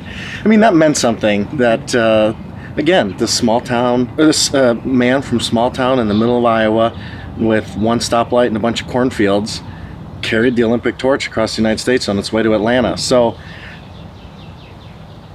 and he didn't just carry it, he ran. Someone who had, you know, he didn't have knees, he just had like a leg that turned into an ankle. He ran. And if you remember watching the TV video, the news video of, you know, well, he's only going to be able to walk, and he was explaining everybody, I can't run, there's no way I can run, you know. And then all of a sudden the newscaster's saying, he's running, I see him running, you know. And I think we had to tell him that when he finished, you know, you were running. Holding that torch back and lighting it, it was as if I was lighting my feet on fire. And I have 2 artificial knees, so I normally don't run because I don't want to damage them. And I didn't even feel my feet for 100 yards. How did it feel? Oh, man.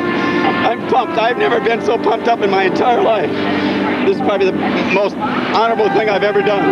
What do you think about your dad? I love him. Other documentaries and articles have chronicled the hemophilia Holocaust. The politics and policies were part of it and need to be exposed. I just wanted to tell how the decisions made by our government and the pharmaceutical companies affected our family. They knowingly sold it to the hemophiliac community, knowingly sold it, knowing that it was going to kill them. They knew that it was infected with HIV, and they didn't want to spend the money to heat treat the product before they sold it. I think the drug companies angered him a lot.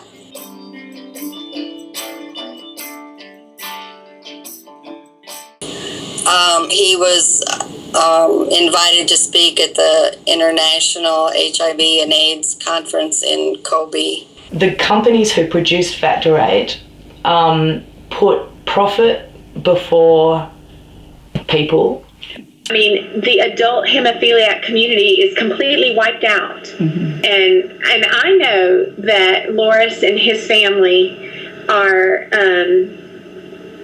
are very different in the fact that there were so many of them affected. And so they might think, oh, well, it's just going to be one person here or one person there. But for our family, it was Loris, it was my mom, it was Jay, it was Demi, it was Carl, it was Ernie, it was Denny's wife, it was that baby. It was, you know, it was so many people. I mean, when they first all died and everything, I was a very bitter person. I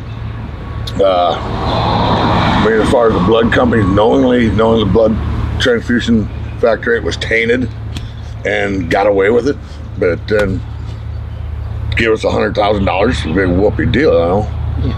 I mean, they made a miracle drug for these guys not to have to go to the hospital every time they had a bleed, and it was a great thing, but then, you know, when they know it's contaminated and you don't do nothing about it, I think it's very, very wrong, and they got out very cheap.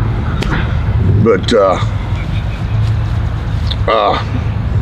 since my son has got me back with the Lord, the bitterness is gone. The Goedken family, their contribution to science has been tremendous. Yes. My friend said to me yesterday, you know, a good way to talk about your family is that your family were the pioneers of HIV, which we were. All them guys had a lot of courage to be guinea pigs like they were. After Dad passed away, we ran into Dr. McFarland, and he felt very guilty.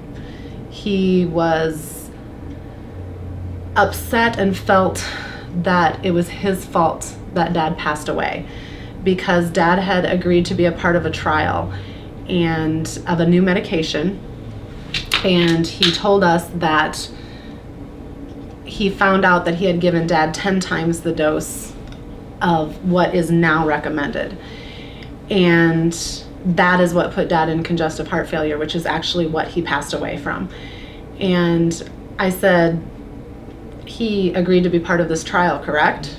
And he said yes. And I said, and you guys learned from that, correct? And he said yes. And I said, then there's nothing to feel guilty about. Dad knew when he signed up for this trial that a chance was that he could die from this, you know, but you guys have learned, and people are now living with HIV because you guys try these new drugs, and somebody has to try them.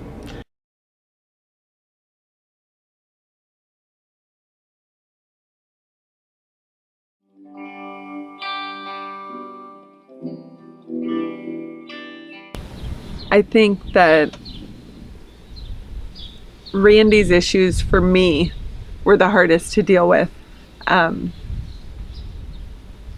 I would have been in, I think, high school when we first started noticing different issues that he had, and You need to stop it. Okay. I think originally we thought that he was just kind of being a jerk, and the effects that it had. I remember saying some things that probably weren't so nice. I'd be like, I don't want to go there if Randy's there. And I didn't understand, and I don't think anyone in our family at that point understood. I feel really guilty about it now, but yet I know that I shouldn't, because I didn't know and I was young. The drugs were almost as bad as the schizophrenia. Unless you kill somebody or kill yourself, we can't help you. So, Yep. and that's a cop-out. It is. It's probably a societal cop-out. It's, you have a bad heart, bad lungs, bad anything else, but if you got a bad brain, they don't want to do nothing with it. So, yeah. We had struggled with our brother who had schizophrenia. He just wasn't the same person, you know. You're struggling with him, and we were fighting against society, you know, and mental illness and all the stigmas that were attached to mental illness. Trying to get him help, and people looking at us like we were trying to crucify him because we were trying to get him committed so that he wouldn't hurt someone or hurt himself. so many questions about what's the best thing to do for Randy, and everything they did was based on love.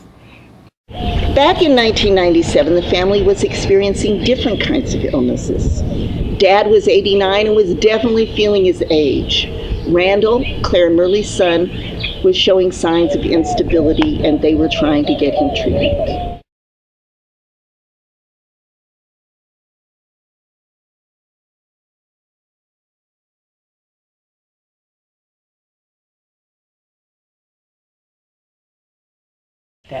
So when Dad died, it was a natural event for me. I did not cry very many tears. And I was pleased to know that Mom would have a few years on her own. 97. It was at that time that our son Daniel was showing signs of being a little bit unstable and just not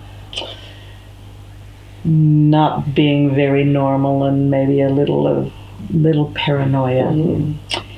And that was at about the time that Dad was dead. So I had other things on my mind as well. He was such a fun-loving little boy that it really hurts to see him have so much anxiety. Daniel got ill with a psychological illness, and which mirrored what Randall had been going through. So I suppose that was a continuation of that, and how we were dealing with that. I mean, luckily for us and for himself, Daniel was very compliant with medication, and we had a much easier time. He kind of fitted in and coped with it.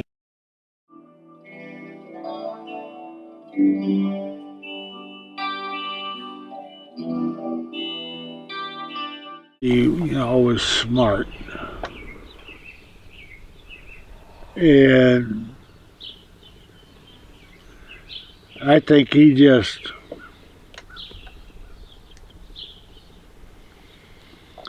felt that what our life had to offer him yet really wasn't worth too much for him. Understand why he did what he did. And I think of a couple nights after he had died, and we were all gathering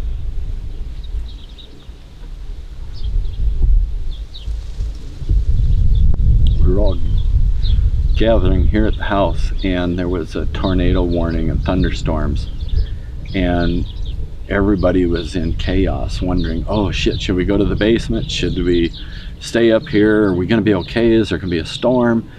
And I think we all thought, you know what? This is the way our brother lives every day. When Randy died, Dad was really hurt. And he was more hurt the fact that he couldn't be there. He was too sick to go. And he sent me in his place. I remember just being appalled at how this could happen and how Claire must feel. And I called Claire right away, and she was lost. She was frantic. But she would talk to me, which was really good, and I could try to help her through this horror, because that's what we did for each other. We helped each other through horror all the time. Being a pallbearer at all these funerals growing up, and I remember Mom specifically asking me if I wanted to be a pallbearer at Randy's funeral again, and I told her I'm sick of being a pallbearer. My mom being incapacitated by the littlest decision after Randy took his life here on this farm. I remember me feeling like I didn't think I had what it took to help my mom after losing my brother. And so I called my Aunt Judy. And And she could take care of Mom for a while because I just didn't have anything left in me, you know. But I do think that what happened to Randy and the bad things that happened to him leading up to his death, I don't think you can really blame him for doing what he did. I mean, I know it's a hard thing to say, but also mentally life can get so tough that you sort of can't blame people for certain things like that sometimes. And I know people have opposite feelings to that, but I'd pretty much say go through it and you'd see kind of a different world of what that would be like. And you know, at the time that Randall suicided, Daniel was descending into his own mental illness, and we'd started to see the signs of his schizophrenia.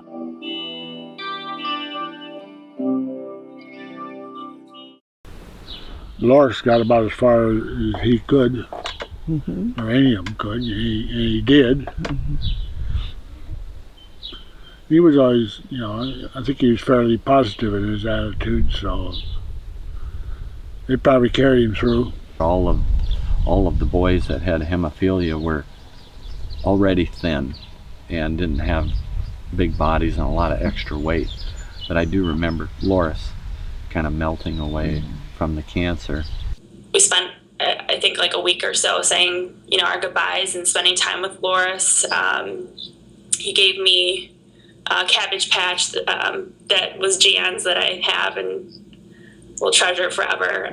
When Loris was dying, they filled my house, you know, that house that I grew up in.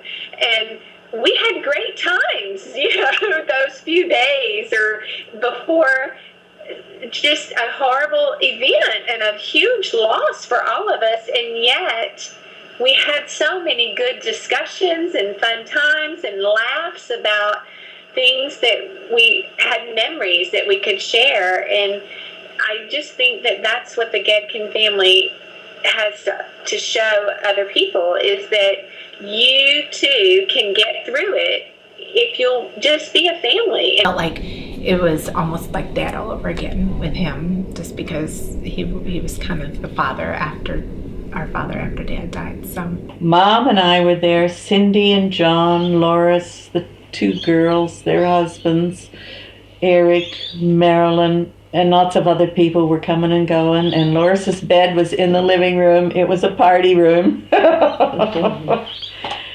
And he was a sight for sore eyes because he'd had chemotherapy and didn't have any hair left. But, you know, he didn't lose his sense of humor. So we all took turns looking after Loris and staying with him all the time. And he wanted to stay at home, which was fabulous.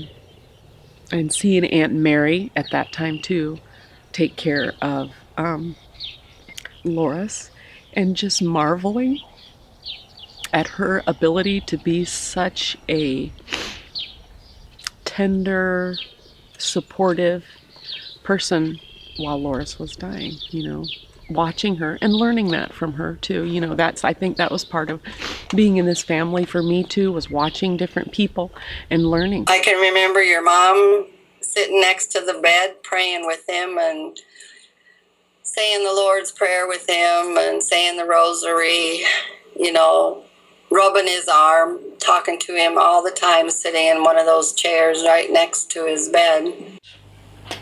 Laid his head sideways and died.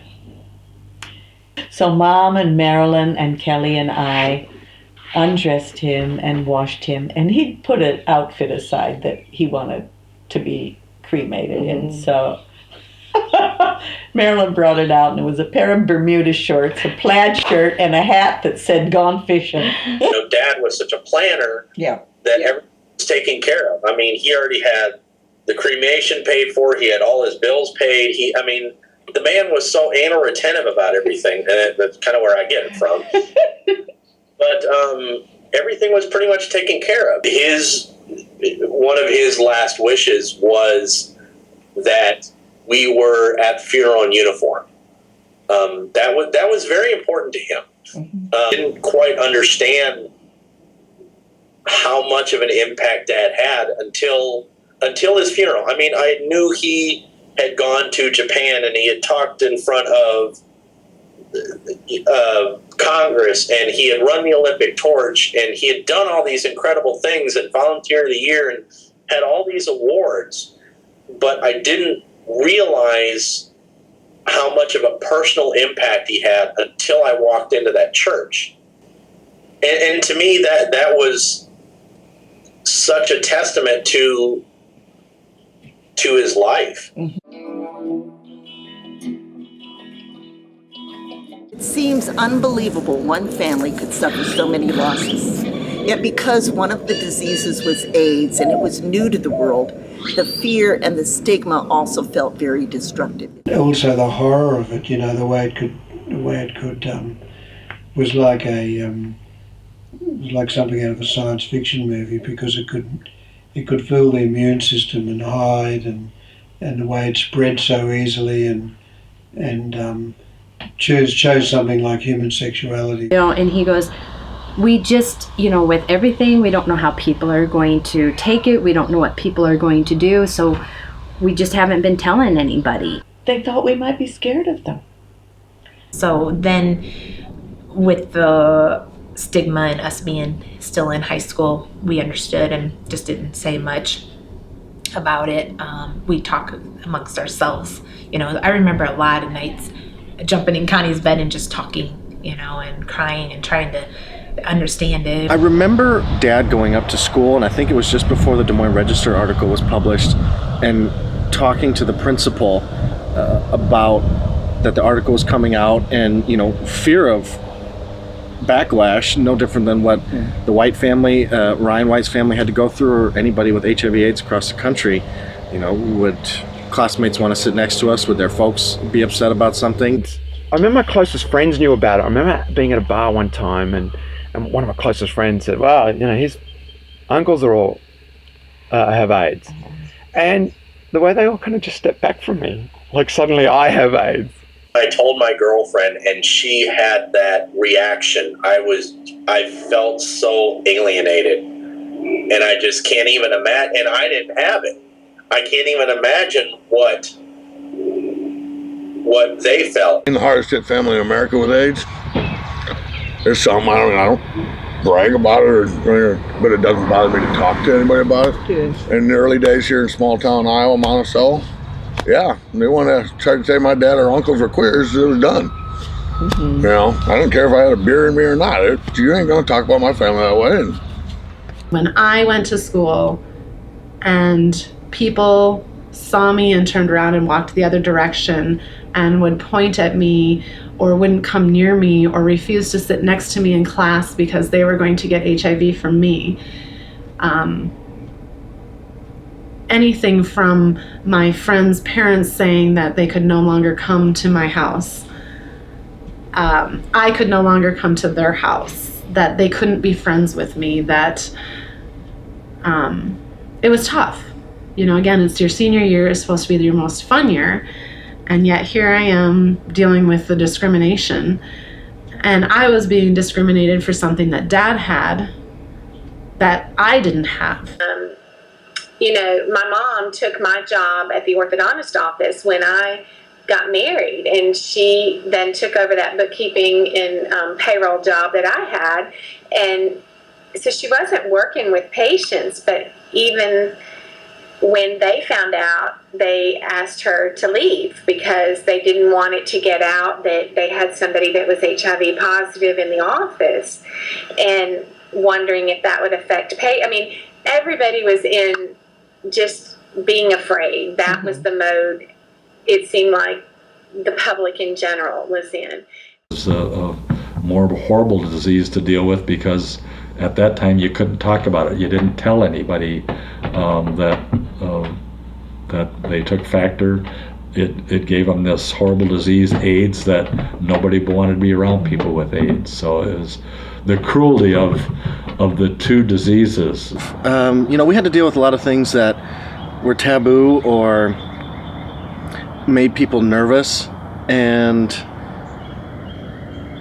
especially from a small town in Monticello, that wasn't something that they were used to, or they were fearful of, and we knew you didn't have to be fearful of giving somebody a hug or jumping on the trampoline with somebody? Those were difficult years. I mean, they really were. I think they were difficult years to watch both Mom and Loris deal with loving their jobs. I mean, really loving their jobs, and then kind of feeling like they just got the door slammed in their face. And then having what they thought were great friends who then began to just shun them. It was strange, even from this distance, to be witnessing the community at large being so terrified of this thing, and at the same time to have it in your family, so to speak. And, you know, especially AIDS being an infectious disease, it isn't the kind of thing that affects whole families. I mean, this was just totally bizarre, really. And the church was a major, important part of our life. And growing up knowing the Catholic Church and knowing what was important to Catholics, when Dad was very sick, and it was during his last few days, and we called into the church and asked the priest to come out and give him his last rites. And the priest's comment was, "It's too far for me to drive." The Sunday school teacher, she was one of those where, I mean, she just went, and it was very hard to figure out her train of thought sometimes. And what she said when she said it, maybe I don't remember anything prior to what she said, and I don't remember anything after what she said. I just heard those words and they rang clearly in my head and just stayed that way. And she's like, "Well, I'm sorry, but everyone with AIDS is going to hell." And I just stopped, and I don't know how I got out of that class without falling to pieces. Because I was a very sensitive kid, and that's what I did back then. I mean, but somehow I'm like, bottle it up, get home. And that's what I did, you know, and I got to you, and the second I got to you, I think I rushed up the stairs to you and just collapsed into you and told you exactly what she said. And you said, you know, they're not going to go to hell. They're not going to go to hell. Your uncles are not going to go to hell. Go talk to your Sunday school teacher the following week.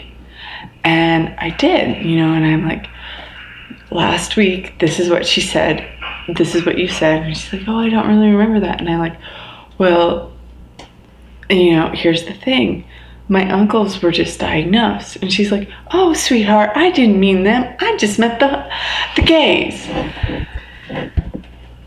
And I have not had many in my life, but that was a light bulb moment. That was one of those where it's like, okay, this is idiotic. You know, this is not what faith is. This is not what religion is. You know, I'm sorry, Granddad, I'm done. If somebody's family member was dying of cancer, you could support them and help them get through this. But here we were losing our father, and yet we couldn't tell anybody, and we couldn't talk with our friends about what was going on. It made us a much closer family because the only people we could talk to were each other. You know, Loris did some good stuff for me. You know, he really helped me. He treated me like I was his own son for a long time. You know, for a long time. And then different things came up, you know, and where I told him that I was gay. And then there was the whole AIDS and the gay disease, and nobody knew what was going on. And Loris didn't even want me around the house. Started volunteering in an AIDS respite home very, very early on, and during the time when it was the homosexual disease, and when, you know, homosexuals who were already stigmatized enough were doubly stigmatized and, of course, you know, dying in dreadful circumstances. And Mum got her sleeves rolled up and just got in there and just nursed these people and gave them something that some of them were unable to get from anywhere else, which was, again, that sense of common humanity. You know, I felt like I was doing something. They weren't my brothers, but they were my brothers. Through all the tragedy, our family kept growing. Great-grandkids in Texas, Australia, California, and Iowa. Mom's granddaughters who were carriers started families of their own. In 1999, Claire's daughter, Chris Peters, gave birth to her third child, a boy, Josh. He was born with hemophilia. I remember when they came in after Josh had been born and told me that he had hemophilia.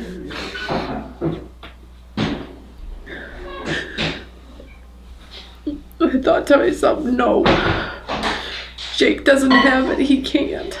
And at 10:30 at night, I get a phone call from my wife, and she's crying that she can't get a hold of her mom and dad, that nobody's answering the phone out here.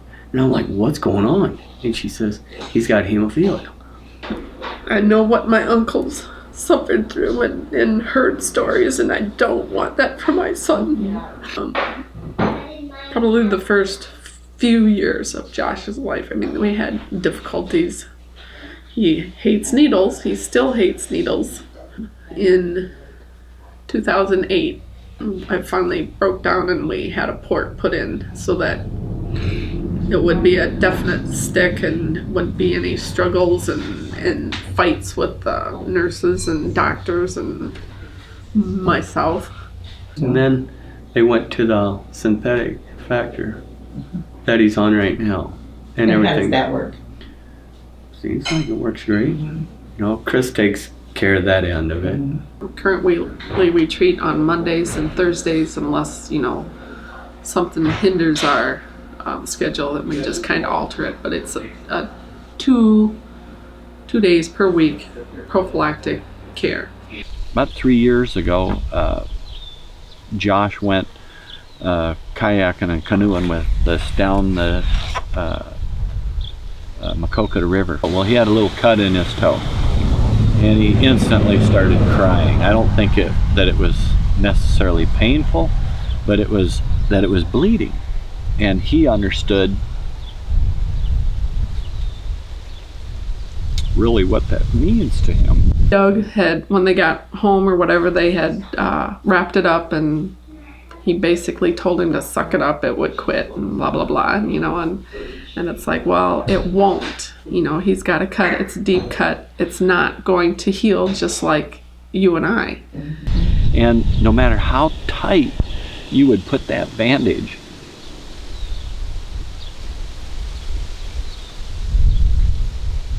that blood would just keep coming out. It took that instance for Doug to realize that, oh yeah, you know, he has to have treatment. Our first visit down to Iowa City, the one nurse told us, whatever you do, don't treat him like a China doll, you know. And we never did. He played rough just with the rest of the kids, you know.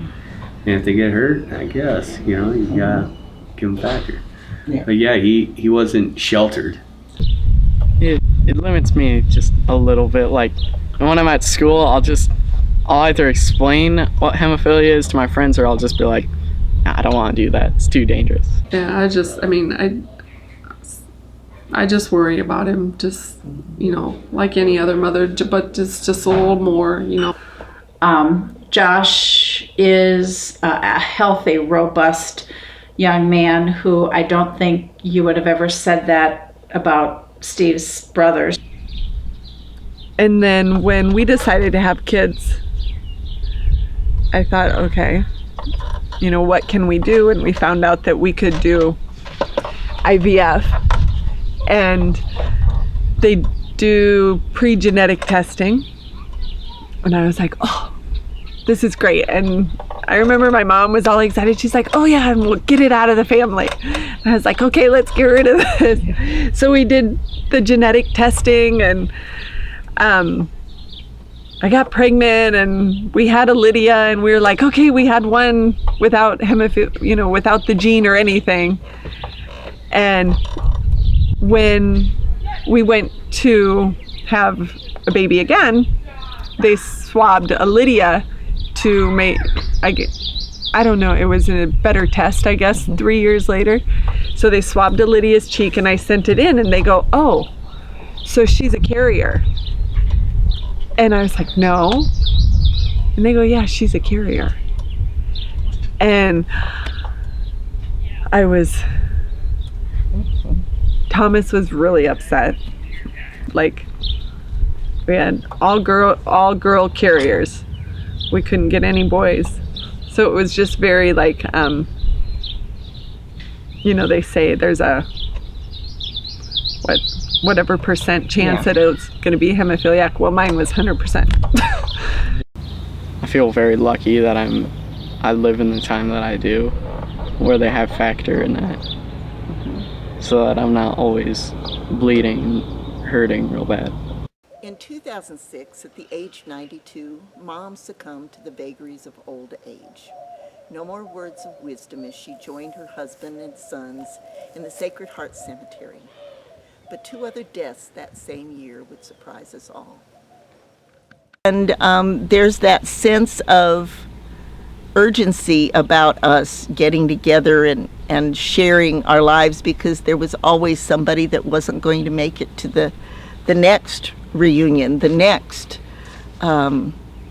get together, the next Christmas. And so there was always that sense of urgency. And just, even though we had seen each other for 4 years, it's just instant into the teasing and the laughing and the crying, and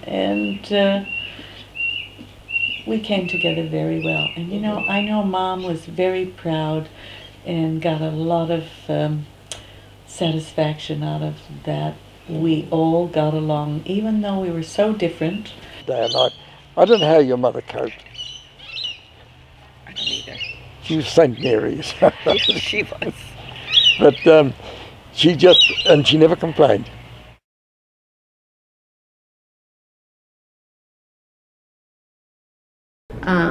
Grandma's funeral was very, very cold.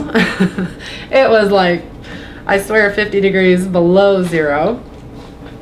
And that was a hard one, because Grandma was the bond that held the family together.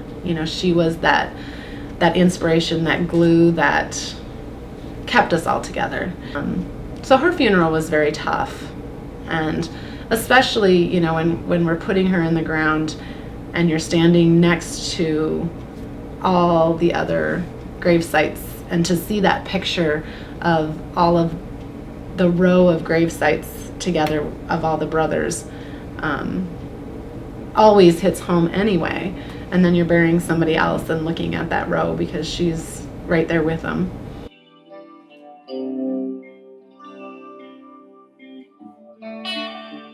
And then soon after Grandma died, my sister, she couldn't swallow water or food. She was having difficulty over the years doing it because she had crests, and she was having difficulty with esophagus. Esophagus.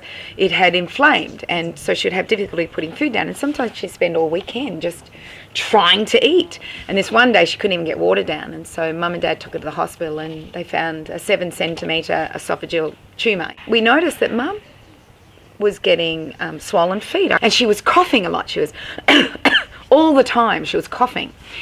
And with that, next week she went to the hospital. She had water on her lungs. They took the water off. It was litres of water on her lungs. They took it off, and then she was diagnosed with lung cancer, and very quickly she passed away. She passed away in the October. Mum was probably more of a shock, because it was like we thought she was going to live till she was 100. She said she was going to live till 100. She had this, she lived the perfect health life. But, as I learned that she bottled up her emotions, and not all her emotions, just the grief.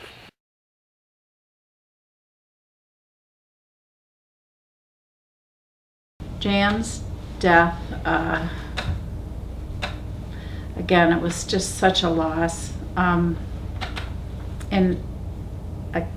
also with the distance, now we felt what they have felt so many times, that you just feel so helpless and so alone. I think Mum had just died and Lisa was sick. Not Lisa. She knew where she was going. She was ready to go. And she said that to me. She said, I'm ready. I'm over this. Get me out of here. I'm not coming back. Lisa had been sick for a long, long, long time. You know, she was deteriorating badly, and she had a lot of issues, you know. She had a lot of anger, and it was like finally she was at peace. So it was a relief when Lisa did finally pass away.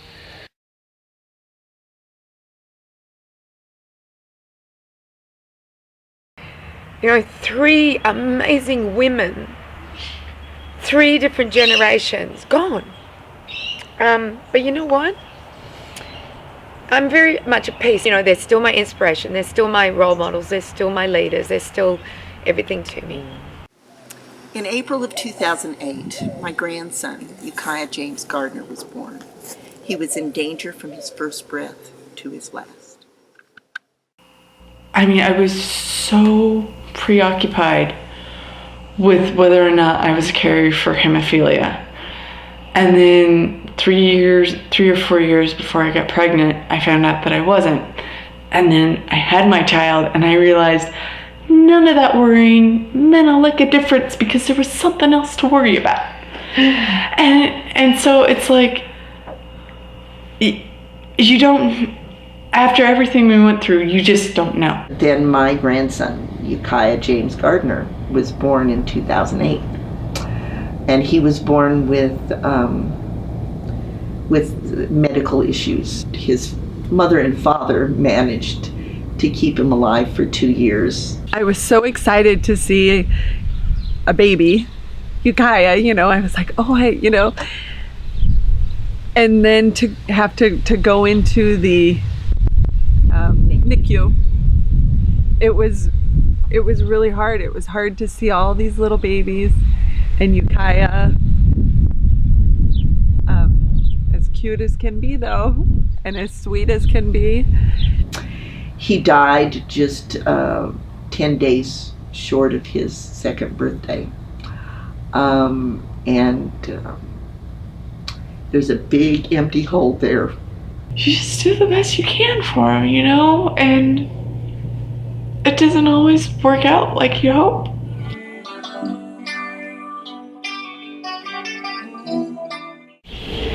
Claire and Merle lived in this beautiful old Victorian farmhouse in the middle of a cornfield in Iowa. And their home was a place that we gathered. And we had to gather there again in 2012 when Claire, who outlasted her Budd-Chiari syndrome, was ironically diagnosed with breast cancer. Her breast cancer triggered leukemia in her. And in May of 2013, she and her family got the bad news at the Mayo Clinic in Rochester. Claire had a tough sled, but she also went to Rochester and probably got 13 more years. Mm-hmm. She did it so easily and she never complained. And when Mom decided that she wanted to die at home, I understood why, and I think it was the most beautiful, sorrowful event that it ever could have been. You know, she didn't have a lot of pain. She was surrounded by her children. She had a beautiful view of the garden. We were all there for her, you know, and I think as tragic and painful as it was to watch and participate in my mother's death, it was a beautiful thing. When my mom died,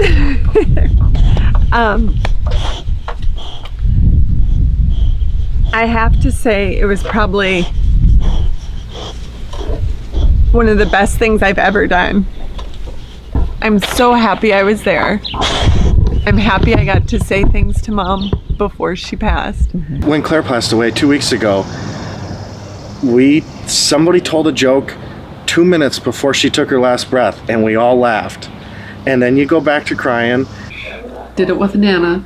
You know, everybody's here, everybody comes, everybody pitches in, and we take care of our own. And really was shocked at how quickly she went, but I am so relieved at how peaceful she went, because that's a real tribute to her family that they allowed her to die with such dignity and such grace. Recent death of my mom, I remember telling her a couple days before she passed that we were all going to be okay.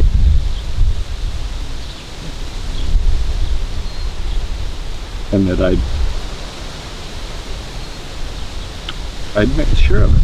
The songs at Claire's is just, we all broke down because it's like it's the same songs, and I love those songs, but I hate them. It's a love-hate thing, and I still cry a lot on the Eagles' Wings. That's my favorite one. I think after you've done it so many times, you get to that acceptance quicker. And especially from Claire, is just that everyone was able to sit there and,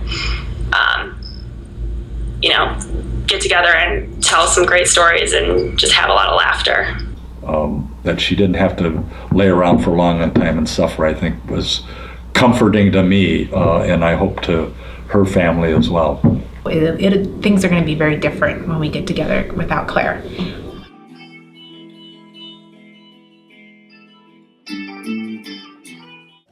Dealing with all the death and destruction took its toll on family members in different ways at different times. And I think we were all in shock for a long time because, there was each individual loss, but the cumulative effect of, like you didn't suddenly after you're into it and you're looking back, that you realise how absolutely momentous the whole thing is. We all came to terms with it in our own way. For me, I believe anybody that goes through a tragedy, no matter how big or small, is going to have some mental health issues. There was no recuperation time. There was no grieving time. And that's probably what brought on PTSD for some of them. When we first heard about AIDS and first dealing with the illness and death, one right after another, I know I couldn't piece things together. I certainly knew what was happening, but to deal with that, I can remember I would go to work and I would do my job and I could handle things at work because I was busy, but as soon as I'd get home, I'd emotionally collapse.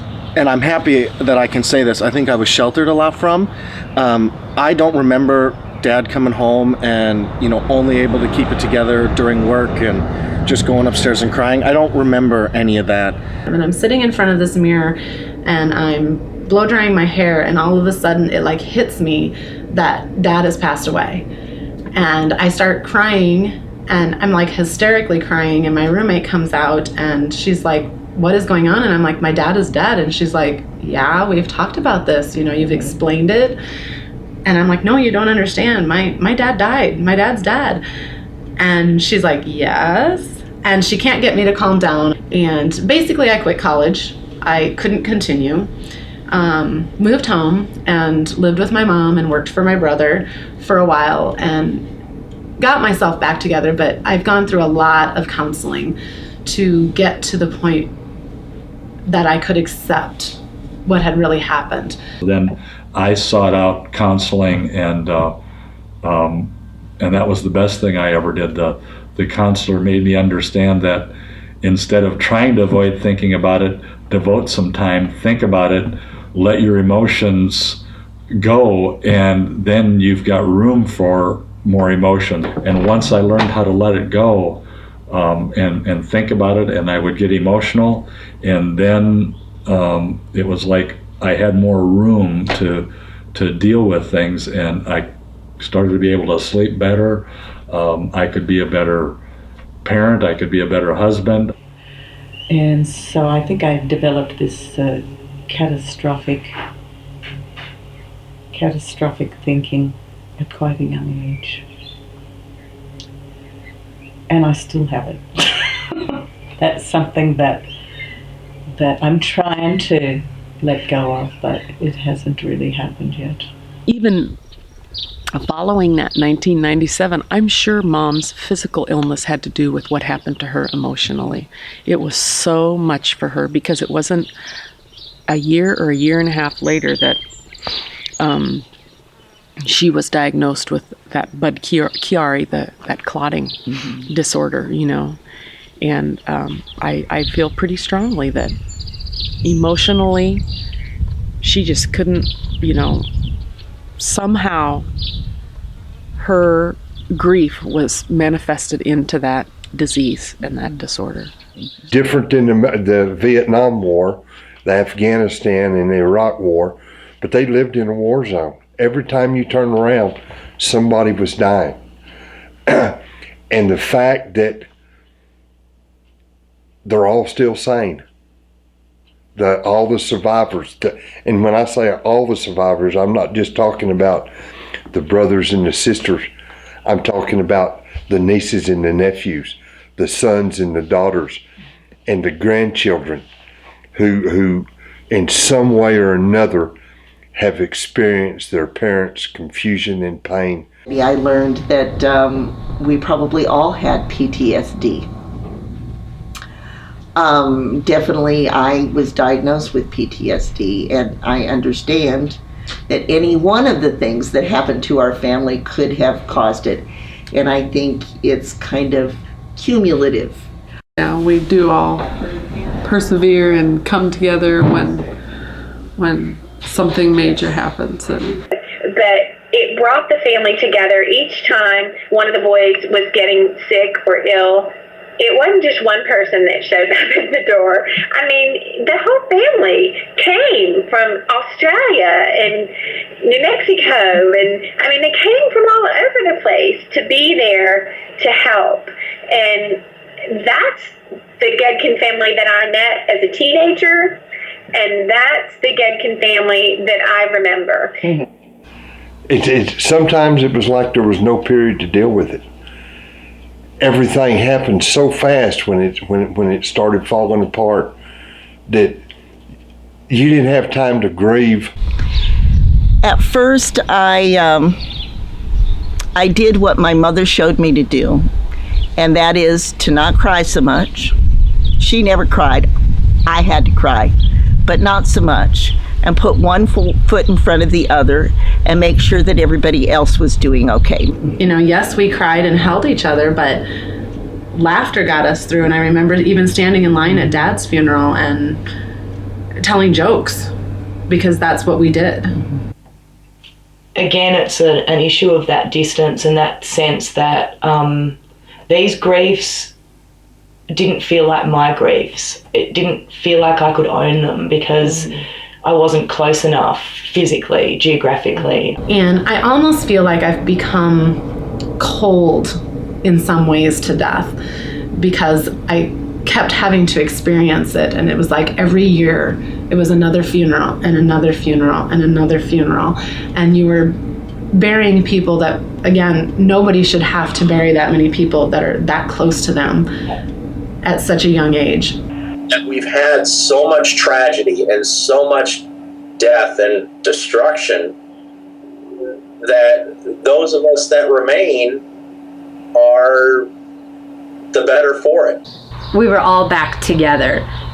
You coming home, Loris coming home, other ones coming, and the stories that we could listen to, and just the laughter. I think it was Dad's funeral, and we were all downstairs watching a movie, and Loris came down the stairs with 2 pan lids in his hand, and it was a scary movie if I remember right, because we're all under covers or whatever, and just started banging these pans, and I remember jumping and screaming and yelling. But I think that's the family they were. They were such pranksters that even with a death, they would bring fun times and memories and good times. Someone died, someone went to the hospital. the joy of it is everybody came together. Just to be with everybody and just, feel the love and the grief and the sorrow together really helped me gather myself. A lot of times I just think Dad's with me anyway, and Carl and T and all the family is looking out for all of us at all times, I think. And now it's like, God, I would kill to know these people as people, to learn these stories, to find out their past. In some ways, I'm a bit haunted by all this death. I think it's impossible to be a Goedken family member and not have it affect you in some way. And I'm happy to say that most of the ways are positive and uplifting. And as a doctor, I think it's made me a better doctor. Any fear that I think I would have had about being next to someone or touching someone or helping them, that's what the boys and the girls taught us. You don't have to be afraid. And even in the most adverse and challenging times, we found joy together. And there was this sense of support. Obviously, it's impacted us greatly, but we've all been able to, get through it and get through it together. Just persevere. We can handle anything. And it took me many years to remember happy things. Kevin and I talk a lot about Dad, and he says, it took him a long time to not see him sick, to try and remember him as the fun person that he was. Because I wanted to cherish each and everything. Each one of the boys, and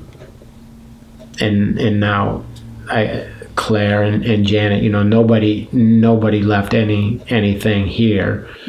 Sure, we've got our own dysfunction, but at the same time, there's this trial by fire that has united us all.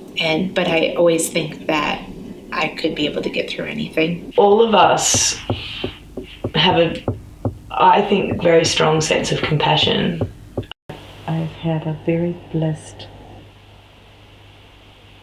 family and a fortunate life.